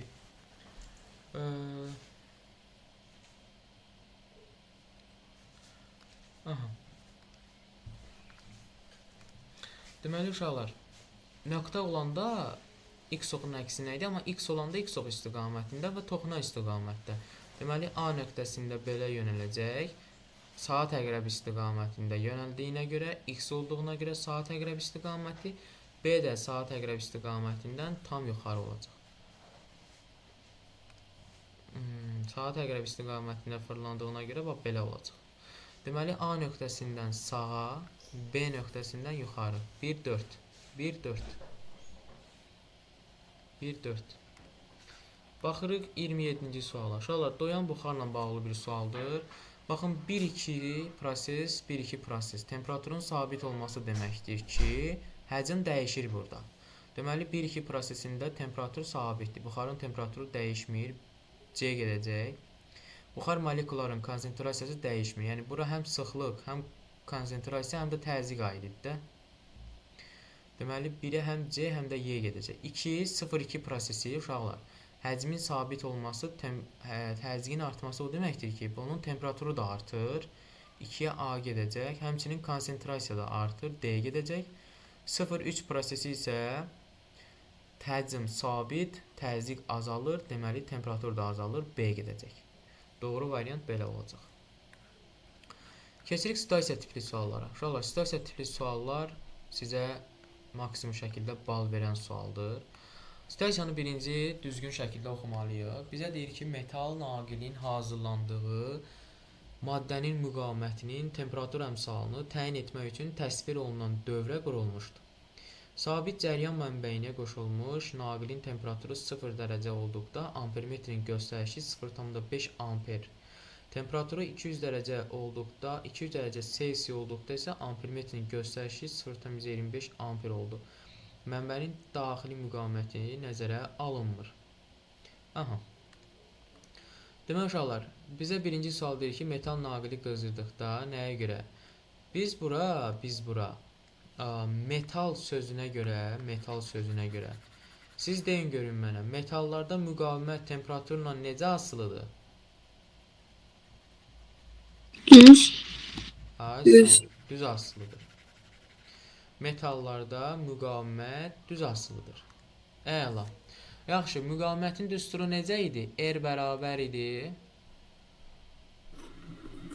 R0 vurulsun 1 plus alfa delta T. Ay sal alfa delta T. Əla.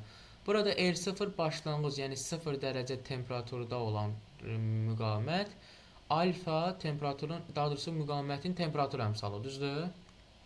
Əla. Uşaqlar, baxın, birinci halda, yəni 0 dərəcə Selsidə, yəni R0-da cəryan şiddəti 0,5 olur. Amma müəyyən bir temperaturun artdığından, müqavimət də artığından avtomatik olaraq cəryan azalır. Niyə? Çünki cəryan müqavimətlə necə asılıdır? Tərs asılıdır da. I bərabərdir. Da ki, tam dövrə üçün götürsək, R plus R-dir. Və mənə daxildə deyir ki, daxili müqavimət nəzərə alınmır. Onda R artdığından cəryan şiddəti azalacaq. Ona görə 0,5-dən 0,25-ə enib. Və 28-ci sualın izahı deyirsiniz ki, metallarda müqavimət temperaturla düz asılı olduğuna görə temperaturu 0 dərəcədən 200 dərəcəyə qədər artıranda uyğun olaraq müqavimət də artır və müqavimət artdığından bu düsturu yerinə yazırsınız.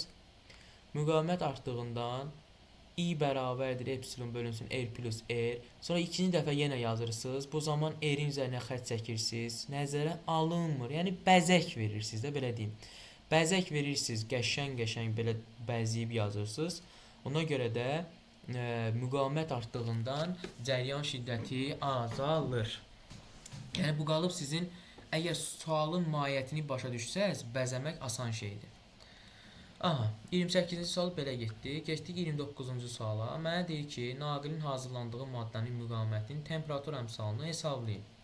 Bu artıq riyazi hesablamadır. Necə yazmaq lazımdır? Elə yazmaq lazımdır ki, qəşəng. Əvəz etmə yolu ilə.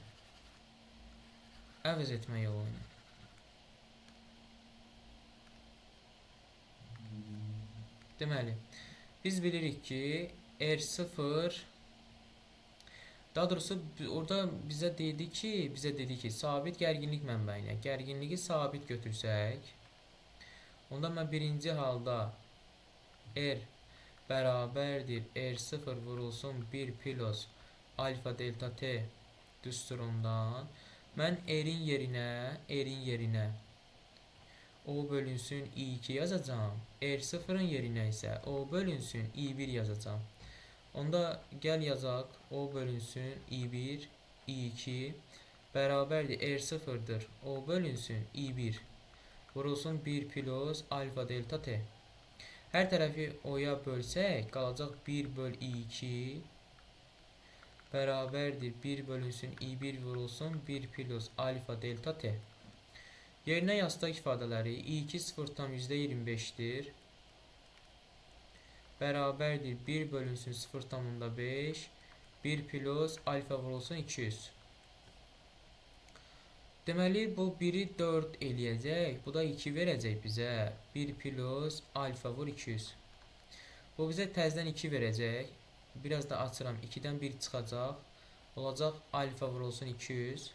Buradan mən alfanı tapsam 1'i böləcəm 200'ə.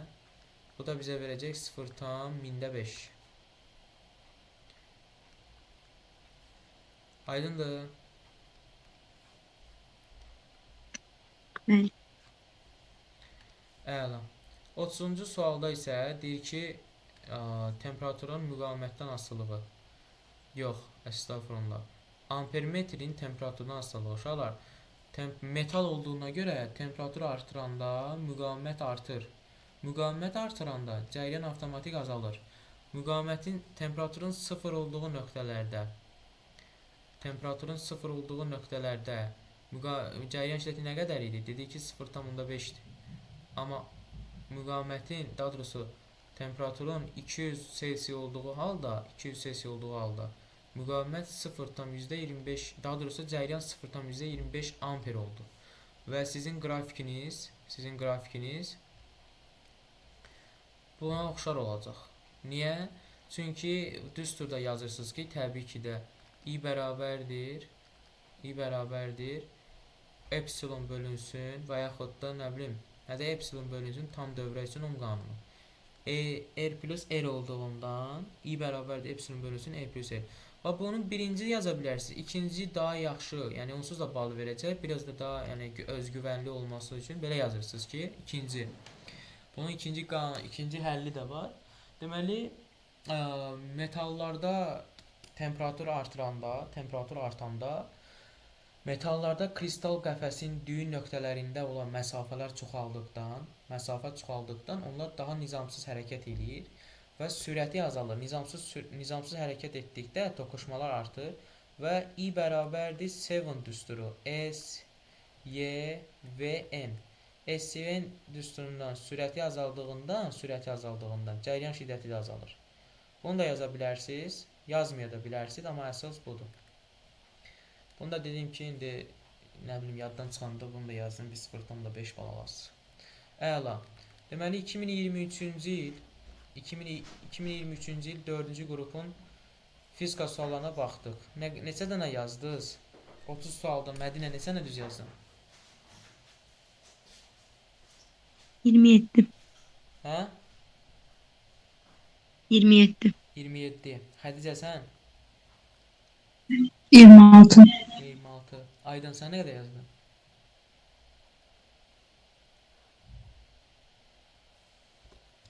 Aydın yoxdur. Deməli, Bəstə sən nə qədər yazdın? 26. 26. Ella sən? Ella dərsin ortasında gəldi. Hüseyn sən necə yazmısan? Müəllim, mən 18 dənə yazmışam. 18. Ha, mən Xəlin gəlmişdim ona görə. Bildim. Hüseyn sən? 18. Nə qədər? 18. 18. Sən Mədinə dedin. Nicat sən? 25. 25. Nihat? 24. Ramin sən? 22. 22. Şamar sən? 24. 24. Səbriyə sən? 24. 24. Deməli uşaqlar, bax, hər kəs öz səhvini bildi də, başa düşdü, düzdür?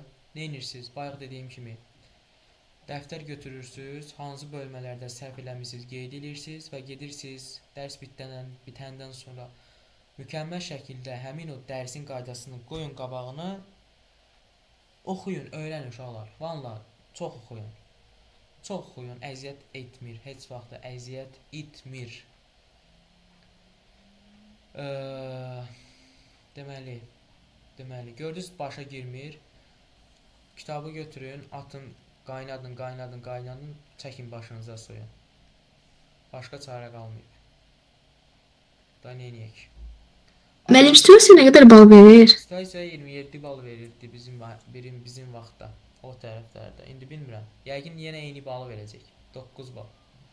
Ümumi 1 sual 9 bal.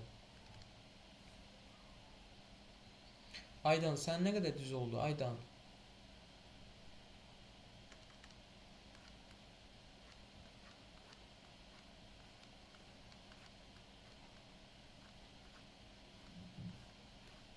Uşaqlar, termodinamika vermişdim sizə. Düzdür? Ekran açıldı. Müəllim mən çıxa bilərəm. Çıx, Səbriyə, çıx sən.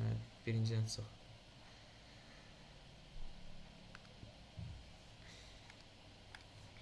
Baxırıq termodinamikaya. Ya Allah. Demək uşaqlar, etaları istəyir bizdən. Biz də bilirik ki, eta 1 nəyə bərabərdir? A1 bölünsün Q1 vur 100%. A1, A iştirik daha doğrusu, A iştirik. 3 bölünsün 10 vur 100%, bu bizə 30% verəcək.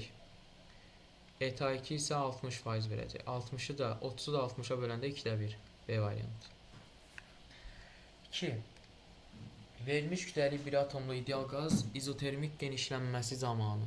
Uşaqlar, izotermik genişlənməsi deyirsə, temperatur sabitdir. Qazın daxili enerjisi dəyişmir, düzdür. Qazın təzyiqi azalır. Genişlənirsə təzyiq azalır, düzdür. Sıxlıq artır, səhvdir. Sürət azalır, səhvdir, dəyişmir. Cavab 1, 2, D.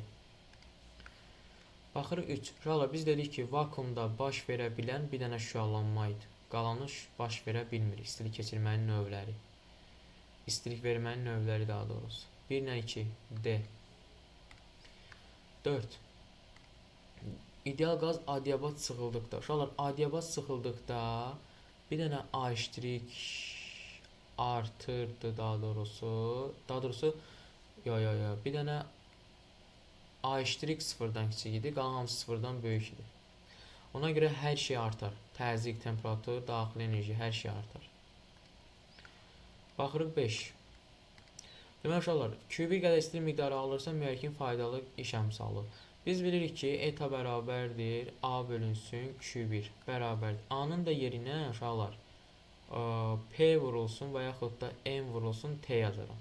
Böl Q1 vur 100%. Məndən faydalı gücü istəyir. Onda mən buradan eyni tapsam 100%-i yazmıram, düsturda yoxdur. Eyni tapsam Q1'i vuracam etaya, böləcəm zamana. Cavab A variantı.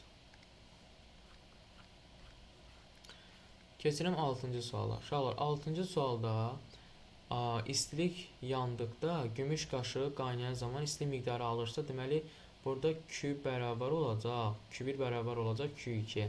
Yəni həm yanma zaman, daha doğrusu qaynayan soya salda daxili enerjisi neçə joule artar? Gümüşün xüsusi itumu. Gümüş öz kütləsi 50, temperaturu 20 dərəcə olan gümüş qaşığı qaynayan su daxili enerjisi neçə joule artar? Daxili enerjinin dəyişməsi elə istilik miqdarı alırsa daxili enerji dəyişir. İstilik miqdarı da Cm delta T'dir. Onda mən neçə joule artırsa, buradan mən həmin Q-ni hesablayacağam. 230 vurulsun 0,5 vurulsun 20-dən 100-ə gedib 80-dir delta T. Bu da bizə verəcək, deməli 40-ı da 230-a vuranda 420, 920. Cavab C. Daxili enerji ilə istilik miqdarı alırsa uşaqlar daxili enerjisi artır və yaxud verir sizə. 7-ci sual. Sabit kütləli ideal qaz üzərində qapalı proses hansı diaqramın hansı hissəsində qaz iş görmür? Uşaqlar, qazın iş görməməsi üçün sadəcə AB prosesidir. Sadəcə AB prosesi. Demişəmsə, bəzi abituriyentlər CD hissəsində götürür. Heç vaxtı bunun izahını dəfələrlə sizə demişəm. CD hissəsi izoxor proses deyil. Qaz iş görməməsi üçün həcm sabit qalmalıdır. Həcm sabit qalması üçün P-nin T-dən asılılığı koordinat başlanğıcından keçməlidir. AB-də keçir, amma CD-də koordinatdan keçmir axı. Necə izoxor proses olsun? Ona görə yalnız AB, A variantı. 8. Orta kinetik enerji sabitdirsə, deməli bunun temperaturu da sabitdir. Temperatur sabitsə, daxili enerji də sabitdir. Təzyiq, həcm, daha doğrusu təzyiq artırsa, həcm azalmalıdır. Daxili enerji sabit olmalıdır, həcm azalmalıdır. D variantı. Baxırıq 9. İstilik tutumu demir, xüsusi istilik tutumu, sadəcə istilik tutumu deyil. İstilik tutumu düsturu C bərabərdir, C vurulsun M-dir. Yəni xüsusi istilik tutumu Joule bölünsün, Kelvin vurulsun kiloqramdır, vurulsun bir dənə də kiloqram, kiloqramlar getdi, qaldı Joule bölünsün Kelvin. Joule böl Kelvində bizə A variantı istilik tutumunu verəcək. 10-cu sual. Uşaqlar, baxın, silindrik qabdır, qazı izobar genişlənməsi zamanı. Yəni qazın izobar genişlənməsi nə deməkdir? Təzyiq sabitdir, sadəcə qabın ağzı götürürəm, mən yuxarı qaldırıram. Yuxarı qaldırmaq üçün A bərabərdir PV-də, düzdür, iş. Həcm təzyiq sabitdirsə, genişləndiyinə görə iş görür də qaz. Deməli, mən bir dəfə bu silindrin genişlənməsi nə deməkdir? Silindrin həcmi böyüyür də, yəni sahəsi böyüyür və yaxud nə deyək, belə qabın özü böyüyür də. Qabın ölçülərinin böyüməsini ölçmək üçün bizə xəttkeş lazımdır. Bir də təzyiqi ölçən nədir? Manometr lazımdır da. 2 ilə 3. 2 ilə 3 cavab oldu D variantı. Keçirik 11-ci sual. Deyir ki, verilmiş kütləliyi ideal qazın izobar soyuması. İzobar soyuması nə deməkdir? P sabitdir. P sabitdir. Soyuma o deməkdir ki, temperatur azalır. Temperatur azalırsa həcm də azalır. Daxili enerji və sıxlığı necə dəyişir? Sıxlıq isə bunların tərs asılıdır. Sıxlıq artacaq. Daxili enerji və sıxlıq. Daxili enerji necə olacaq uşaqlar? Deyin elə. Temperatur azalır deyə azalmaz mı? Azalar. Aha.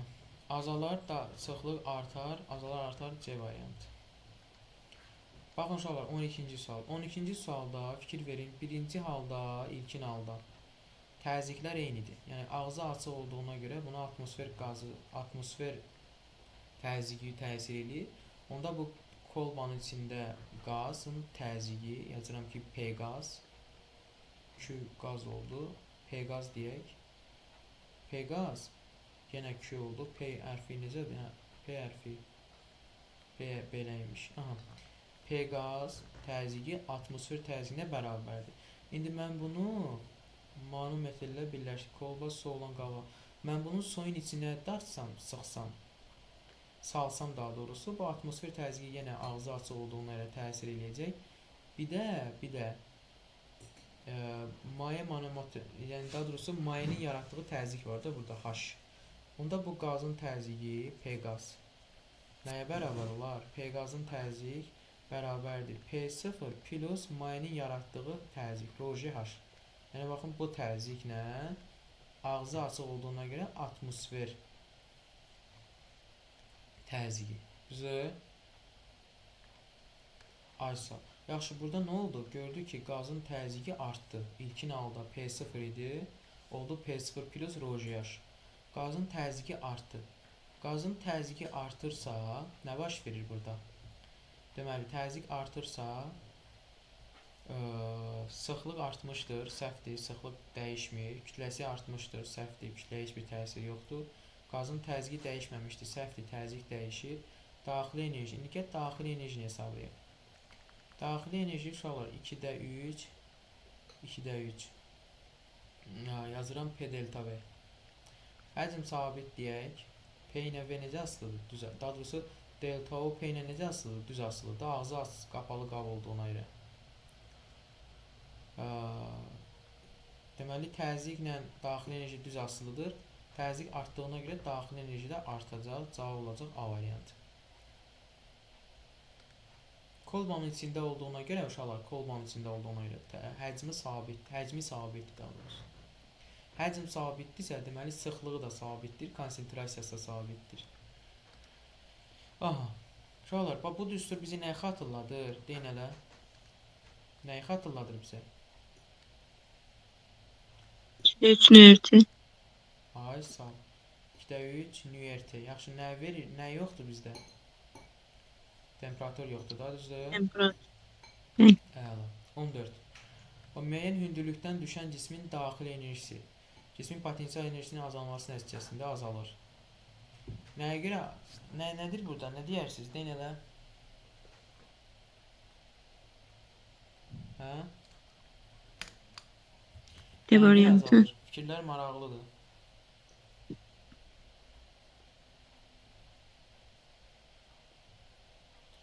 Hə uşaqlar, Xədicə nə yazmısan bura?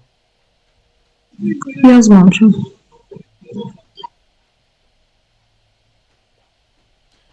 Ay sağ. Ümumiyyətlə daxili enerji işlə bağlıdır da, düz deyil. Termodinamikanın birinci qanunu necə idi uşaqlar?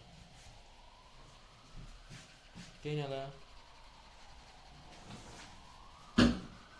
Termodinamikanın birinci qanunu necə idi? Ey uşaqlar.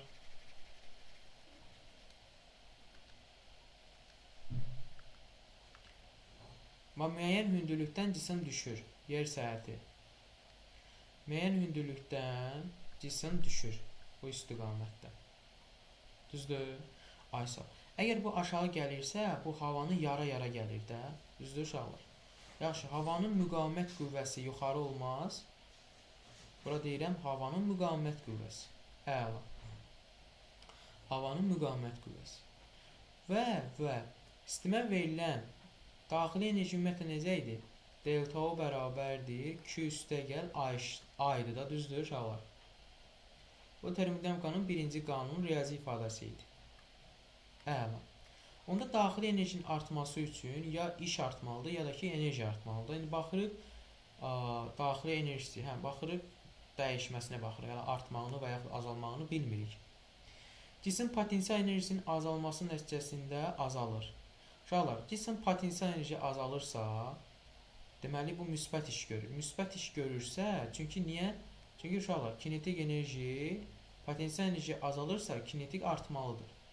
Kinetik artırsa, deməli görülən iş də müsbətdir. Niyə? Çünki görülən iş kinetik enerjinin dəyişməsinə bərabərdir. Düz asılıdır onu.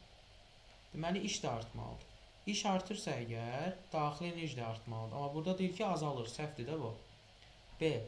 Cismin potensial enerjisinin artması nəticəsində artır. Bunun əksinədir bu.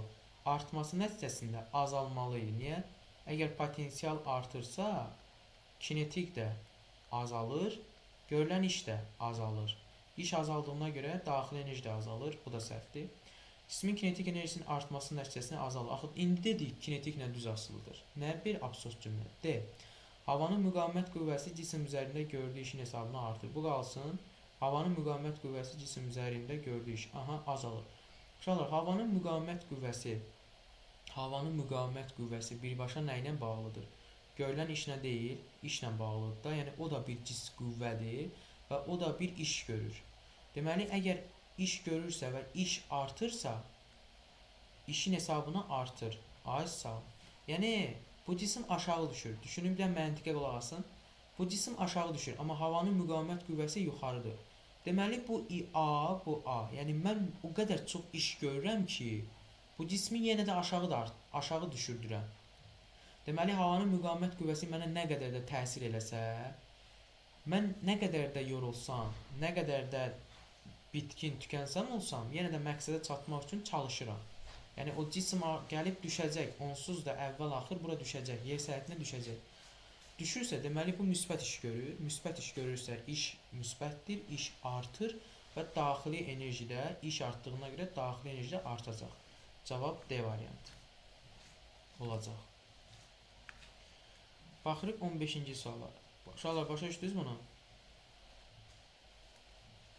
Aydın oldu bu 14. Bəli. Aha. Baxırıq 15-ci suala. Mənə deyir ki, 20 qram alüminium kristallaşdıqda nə qədər istilik miqdarı? Q bərabərdir. Lambda vurulsun M düsturundan. Yerinə qoyursa hesablayırsınız. Daha hesablamağı sizə buraxıram. 16. Yenə eyni şeydir. Təzyiqi verib, daxili enerjini verib. 1 atmosfer qazın həcmi. Uşaqlar, daxili enerjinin dəyişməsi 2-də 3.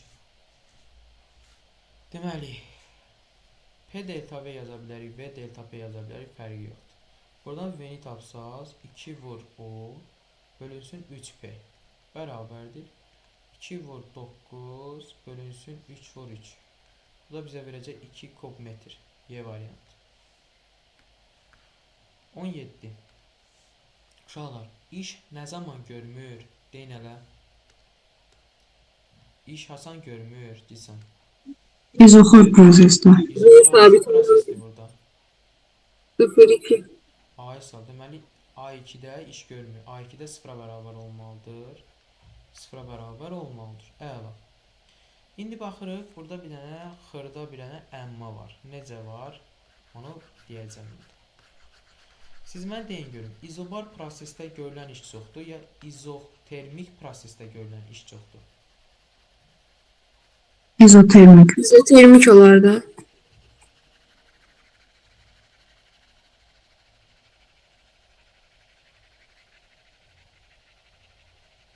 Niyə? Çünki istilik miqdarının hamısı görülən işə sərf olunur, düzdür? Hə? İzobarda 40% olurdu ona görə. İzobarda uşaqlar heç nə sabit, daha doğrusu nə həcm, nə də ki temperatur heç bir sabit olmadığına görə sistemə verilən istilik miqdarının 40%-i görülən işə, yəni A burada A işlik bərabərdir 0,4 Q-yə, amma daxili enerjinin dəyişməsi isə 0,6 Q idi. Hansı halda? İzobar halda. Amma izotermik prosesdə isə daxili enerjinin dəyişməsi 0-a bərabər olduğundan sistemə verilən istilik miqdarının hamısı ilə görülən işə bərabərdir. Düzdür? Aysa. Deməli burada 0,1 nöqtəsi, yəni xərit, daha doğrusu xətti, 0,1 xətti izobar olduğuna görə 3 izotermik olduğuna görə orada görülən iş daha çoxdur. Cavab da olacaq burada C variantı. 19.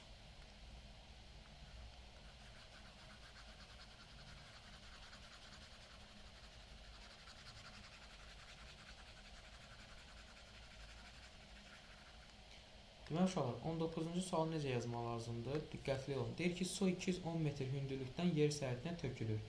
Ağırlıq qüvvəsinin işinin 60% suyun qızmasına sərf olunur. Yəni burada Q1 bərabərdir. Ağırlıq qüvvəsinin işinin 60%. Yəni yazacağım ağırlığın 60%. Q də uşaqlar Sm delta T'dir. Sm delta T ağırlıq qüvvəsinin gördüyü işdə mgh-dır. Vur 60 böl 100. Çünki 60%. M'lər iksar gedəcək. M'lər iksar gedəcək. Məndən nə istəyir? Onun temperaturu. Bu 6 da bununla iksar gələcək. Burada qaldı 0,6 GH. Onda C vurulsun delta T bərabərdir 0,6 10 vurulsun 210. Delta T'ni buradan tapsam olacaq 6 vur 210 bölünsün 4200-ə. İstilik tutumu, xüsusi istilik tutumu 4200-dür. Deməli bu gedəcək bundan. Bununla da bu da gedəcək 20. 6-nı da 20-yə böləndə 3 bölünsün 10 eləyir. Bu da verəcək 0,3. Cavabınız 0,3-dür. Başa düşdünüz uşaqlar hardan gəldi? Mənə deyir ki, ağırlıq qüvvəsinin gördüyü iş, F ağırlıq qüvvəsi özü mg'dir. Müəyyən hündürlükdən məsafə nə qədərdir? H-dır. Olacaq mgh. Və bunun 60%-dir ki, sərf olunur istilik miqdarına. Yəni suyun qızmasına. Su qızması üçün istilik miqdarı alır da. Əla. Keçirik. Deməli 19-cu suala. Baxın uşaqlar, izoxor prosesdir. Və izoxor deməli soyumadır. Temperatur azalır. Qazın daxili enerjisi artır. Səhvdir. Qazın daxili enerjisi azalır. Düzdür. Çünki temperatur da azalır. Qazın həcmi azalır. Səhvdir. Qazın həcmi sabit qalır. Bu düzdür. Cavab oldu 2 ilə 5. Keçirik 20-ci suala. Demək uşaqlar, NL hissəsi, baba bu hissə, həcm, daha doğrusu təzyiq sabitdir, temperatur artır. Qazın daxili enerjisi də artacaq NL-də. Deməli, 2-də gedəcək A. Qaz molekularının sayı artır, qaz daxili enerjisi dəyişmir, qaz daxili enerjisi azalır. 3-ə baxırıq. 3 hansı hissəsidir? LM. LM uşaqlar izoxor prosesdir. İzoxor prosesdə hər ikisi azaldığına görə daxili enerjisi də azalacaq. B gedəcək 3-ə. Qaz iş görmür, izoxordur. D də gedəcək. 1-ə baxın nə gedir? 1 isə uşaqlar izotermikdir. Qazın daxili enerjisi dəyişmir. C gedəcək. İzotermik sıxılma olduğuna görə, çünki təzyiq artır. Təzyiq artırsa molekulların sayı da artır. 1-ə C ilə Y gedəcək.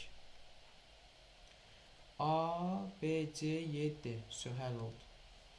Suallar bitdi. Eləmi? Deyin görün mənə. 20 dənə sualdan kim necə düz yazıb? Yavaş-yavaş buxarlanırlar uşaqlar. Hüseyin, necə düz yazdın? Mənim belə də 14. Ha? 14. 14. Ella, necə nə yazdın? 15 dənə yazmışam. 15. Bəs də sən? 18. Aha.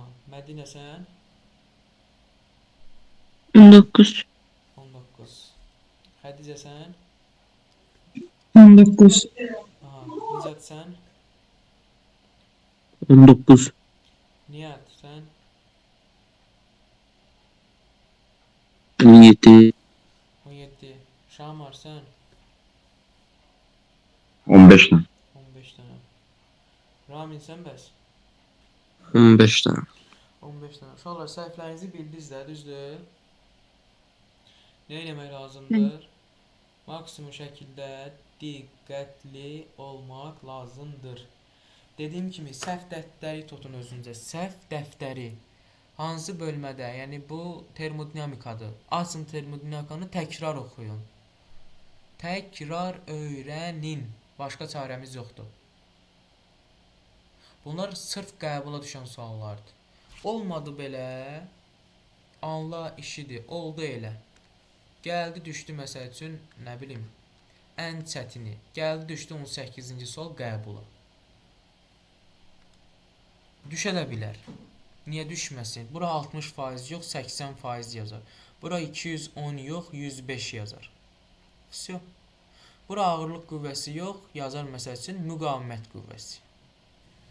Eyni şeydir. Eyni şeydir. Ona görə nə etmək lazımdır? Bunlara hətərəm-pətərəm yox, davamlı şəkildə düzənli yanaşmaq lazımdır uşaqlar.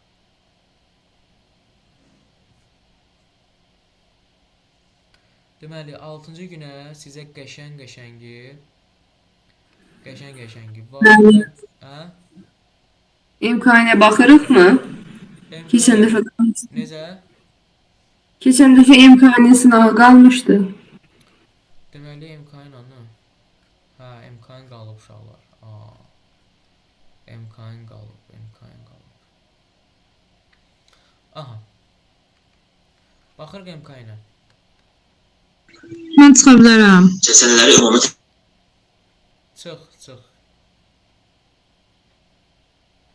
Aha. Demək uşaqlar, MK'nə baxırıq. Deyir ki, M sabit olanda uşaqlar, sürətin düsturu nə idi? Orta kvadratik sürət. Kök altı 3RT bölü M. M ilə sabit olduğuna görə kvadratik, daha doğrusu kök altı düz, Y. 2. Hansı proses izoxor prosesidir? İzoxorda həcm sabit olmalıdır və P ilə T düz asılı olmalıdır. Deməli, 2 ilə 3, Y. 3. Universal qaz sabitin vahidi. Joule bölünsün, mol vurulsun, Kelvin. D. 4. Qərarlaşmış təzyiqdir. P1 V1 plus P2 V2 bölünsün V1 plus V2 bərabərdir. 20, 120, 140 deməli bölünsün nəyə? 140V bölünsün 5V.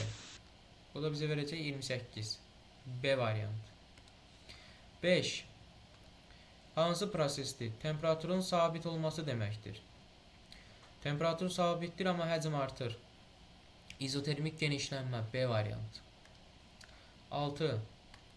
Sabit temperaturda verilmiş dəlildə qaz sıxlığı onun təzyiqini edəcək. Uşaqlar, sabit temperaturda sıxlıqla təzyiq düz asılıdır. 1.3 dəfə artırdıqda təzyiq də 1.3 dəfə artar. C. Keçirik 7.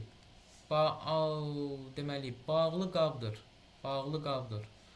Niyə yazmır? Bağlı qabdır. Demək istəyir ki, həcm sabitdir. Bax, diqqətli olun.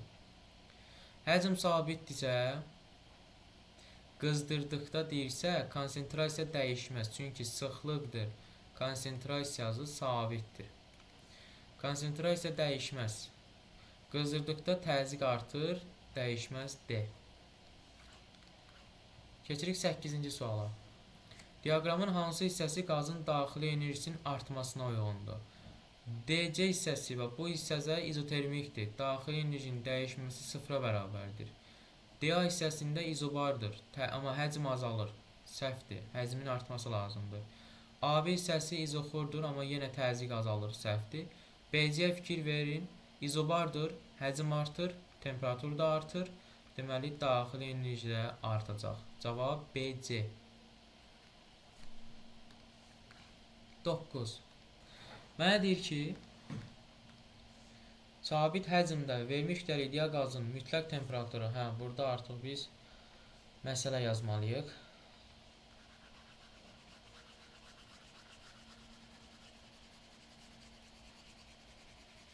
Deməli, uşaqlar, sabit həcm dediyinə görə təzyiqlə temperatur necə asılıdır?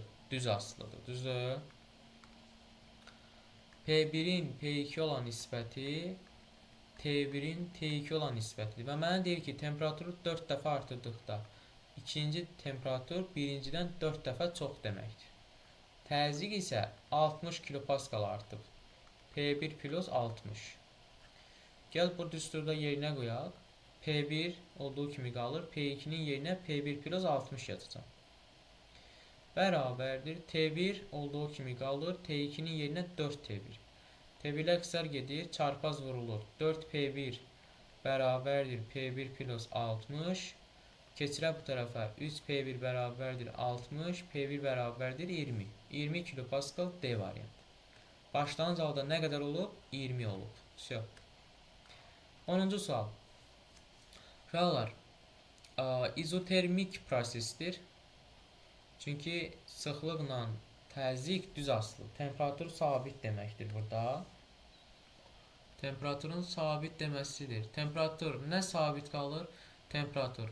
Orta kinetik enerjinin düsturu. EK 2/3 KT-dir. Orta kinetik enerji temperaturla birbaşa əlaqə olduğuna görə o da sabitdir. Cavab A variantı. 11. Yenə eyni sualdır uşaqlar. 9-cu sualın eyni sualdır. Silək buraları.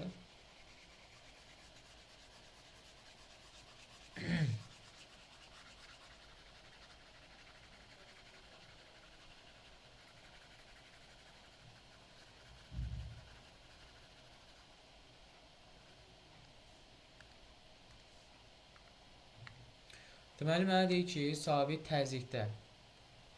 Sabit təzyiq deyirsə, P konstantdır uşaqlar. Onda temperaturla həcm necə asılıdır? Düz asılıdır. Əla. Qazın mütləq temperaturu 80 Kelvin artırdıqda, onda T2 bərabərdir. T1 plus 80. Baxın uşaqlar, dəfə ayrı şeydir. Kelvin artırmaq ayrı şeydir. Diqqətli olun. Dəfəyə fikir versəz, dəfə artıq vurma deməkdir. 1.5 vur V1. Yerinə qoysaq, T1 olduğu kimi qalır. T2-nin yerinə yazıram T1 plus 80. bərabərdir. V1 olduğu kimi qalır. V2-nin yerinə V1 vur 1/5. Onda x'lar getdi. 1/5'i çarpaz T1'ə vursaq, bərabərləşdirərik T1 plus 80'ə. Keçiddə bu tərəfə 0,5 T1 bərabər olacaq 80'ə. T1 nəyə bərabərdir? 80'i 0,5'ə böləndə 160. Deməli, başlanğıc temperatur 160 olub. 1/4 deyə. 1/4'dür uşaqlar. Mən burada 0,4 çıx 0,4'dür. 80'i də 0,4'ə bölməliyəm. 800'ü də 4'ə böləndə 200. Y variantı. Gördünüz, ani bir dənə səhv getdi sual. 12-ci sual. AB hissəsi hansı prosesdir? Təzyiq sabitdir. İzobar genişlənmə də deyə bilərik.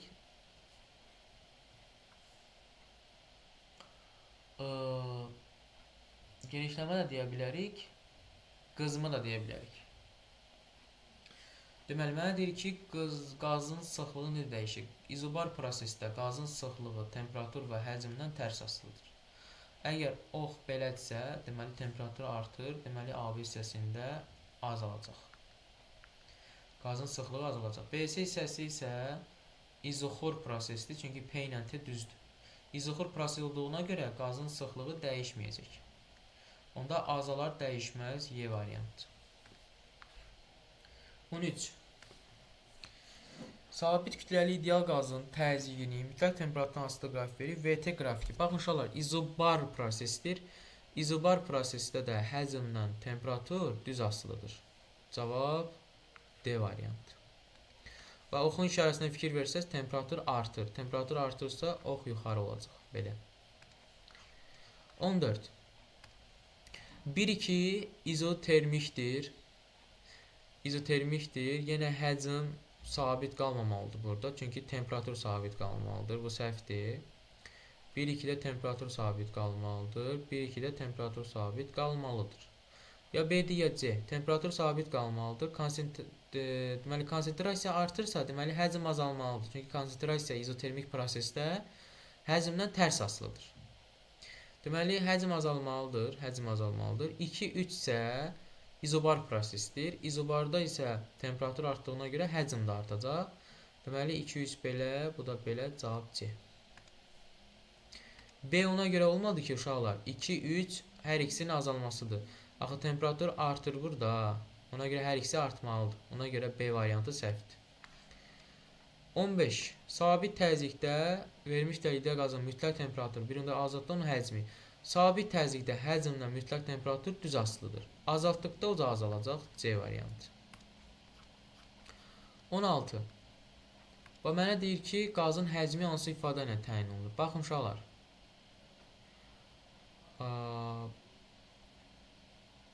PV Mendeleev-Klapeyron tənliyi Nüerte düsturundan mən buradan həcmi tapsam, T-ni böləcəm P-yə, vuracam Nüyerə də, düzdür? Aysal. Yaxşı. Bu da P-dir də, bu da düz bucaq. Yaxşı, bu bucağın kutangensi nəyə bərabər olar? Kutangens alfa. Kutangens alfa bitişik katetin qarşı katdə olan nisbəti, yəni T bölünsün P. Yaxşı, T bölünsün P mənə nəyi verdi? Kutangens alfanı vermədi. Əla. Yerinə yazılan kutangens alfa vurulsun Nüyer. Kutangens alfa vur Nüyer. Cavab D. Bu qədər bəsit və sadə. Gördünüz əgər bu bucağın tangensi isə P bölünsün T-dir və burada V-ni tapanda T bölünsün P-dir, avtomatik kutangenslə yazın. Kutangens tapanda yerinə qoyun, yazın. Düz verəcək. 17. Hansı prosesdə ideal qaz molekulların orta kinetik enerjisi artır? Uşaqlar, orta kinetik enerjinin düsturu YK bərabərdir 2/3 KT. Temperaturla birbaşa əlaqəlidir. İzotermikdə temperatur sabitdir. Kinetik enerji də sabit olacaq. İzotermik getdi. Artmasını istədiyinə görə temperatur da artmalıdır. İzobar sıxılmada temperatur azalır. Səhvdir. İzoxor soyumada temperatur azalır. Səhvdir. İzobar genişlənmədə artır. Cavab A variantı. 18-ci sual. Yatmamısınız uşaqlar? Get-gedə ucu buxarlanırlar ha. Kim çıxır? Şamar, Ramin, Ella, Bəstə, Mədinə, Nicat. Ramin, Nicat, Mədinə, Bəstə, Şamar. Kim çıxıb? Kim çıxıb? Nəysə, çox bərbad, çox pis. Onsuz neçə dənə sual qalıb? 2 dənə sual qalıb da. Bax uşaqlar, qazın mütləq temperaturu neçə dəfə artacaq? Baxın, birinci halda həcm sabitdir, amma təzyiqə baxsaz 2 dəfə artır. 2 dəfə artırsa temperatur da burada 2 dəfə artacaq. İndi bu hissəyə baxsaz. Təzyiq sabitdir, amma həcmə baxsaz 3 dəfə artıb. Deməli, burada 3 dəfə artıb, burada 2 dəfə artıb. Yekun 2 vur 3, 6 dəfə artacaq. Baxırıq 19-a. 19 uşaqlar. Sıxlığın sabit olduğu hal izoxor haldır. İzoxor. İzoxor. Amma temperatur azalır. Temperatur azalırsa qazın təzyiqi də azalır. 5. Qazın həcmi dəyişmir. Düzdür? Vəsə 3 5.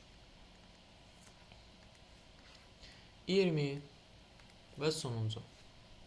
Baxın uşaqlar, baxırıq birinci 1-2 prosesinə. 1-2 prosesi P ilə T-nin düz olmasıdır, amma hər ikisinin azalması. Deməli, bu izoxor prosesdir və izoxor soyumadır. 1-2-yə izoxor. 2-3 izobardır. İzobar genişlənmə də deyə bilərik, nə bilim, qızma da deyə bilərik, fərqi yoxdur. İzobar genişlənmə A, izobar qızma C.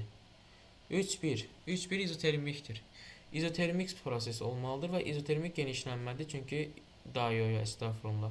İzotermik genişlənmə olsa, həcm azalmalı. Daha doğrusu təzyiq azalmalıydı, amma burada təzyiq artırsa, deməli bu izotermik sıxılmadır. D gedəcək. Bax, bu izotermik genişlənmə var, bu Y. A, B, C, D.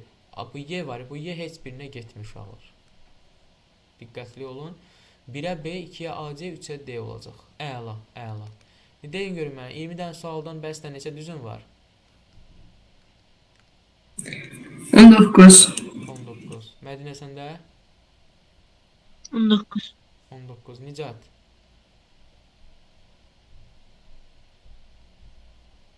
Nihat? Nihat? Ramin? 15. 15. Nicatla Nihat yatıblar, hə Ramin? Mənim 17. Hər ikisində 17. Bəli. Aha. Şamır səndə bəs? 19. 19. Aydın oldu uşaqlar suallar sizə? Hı.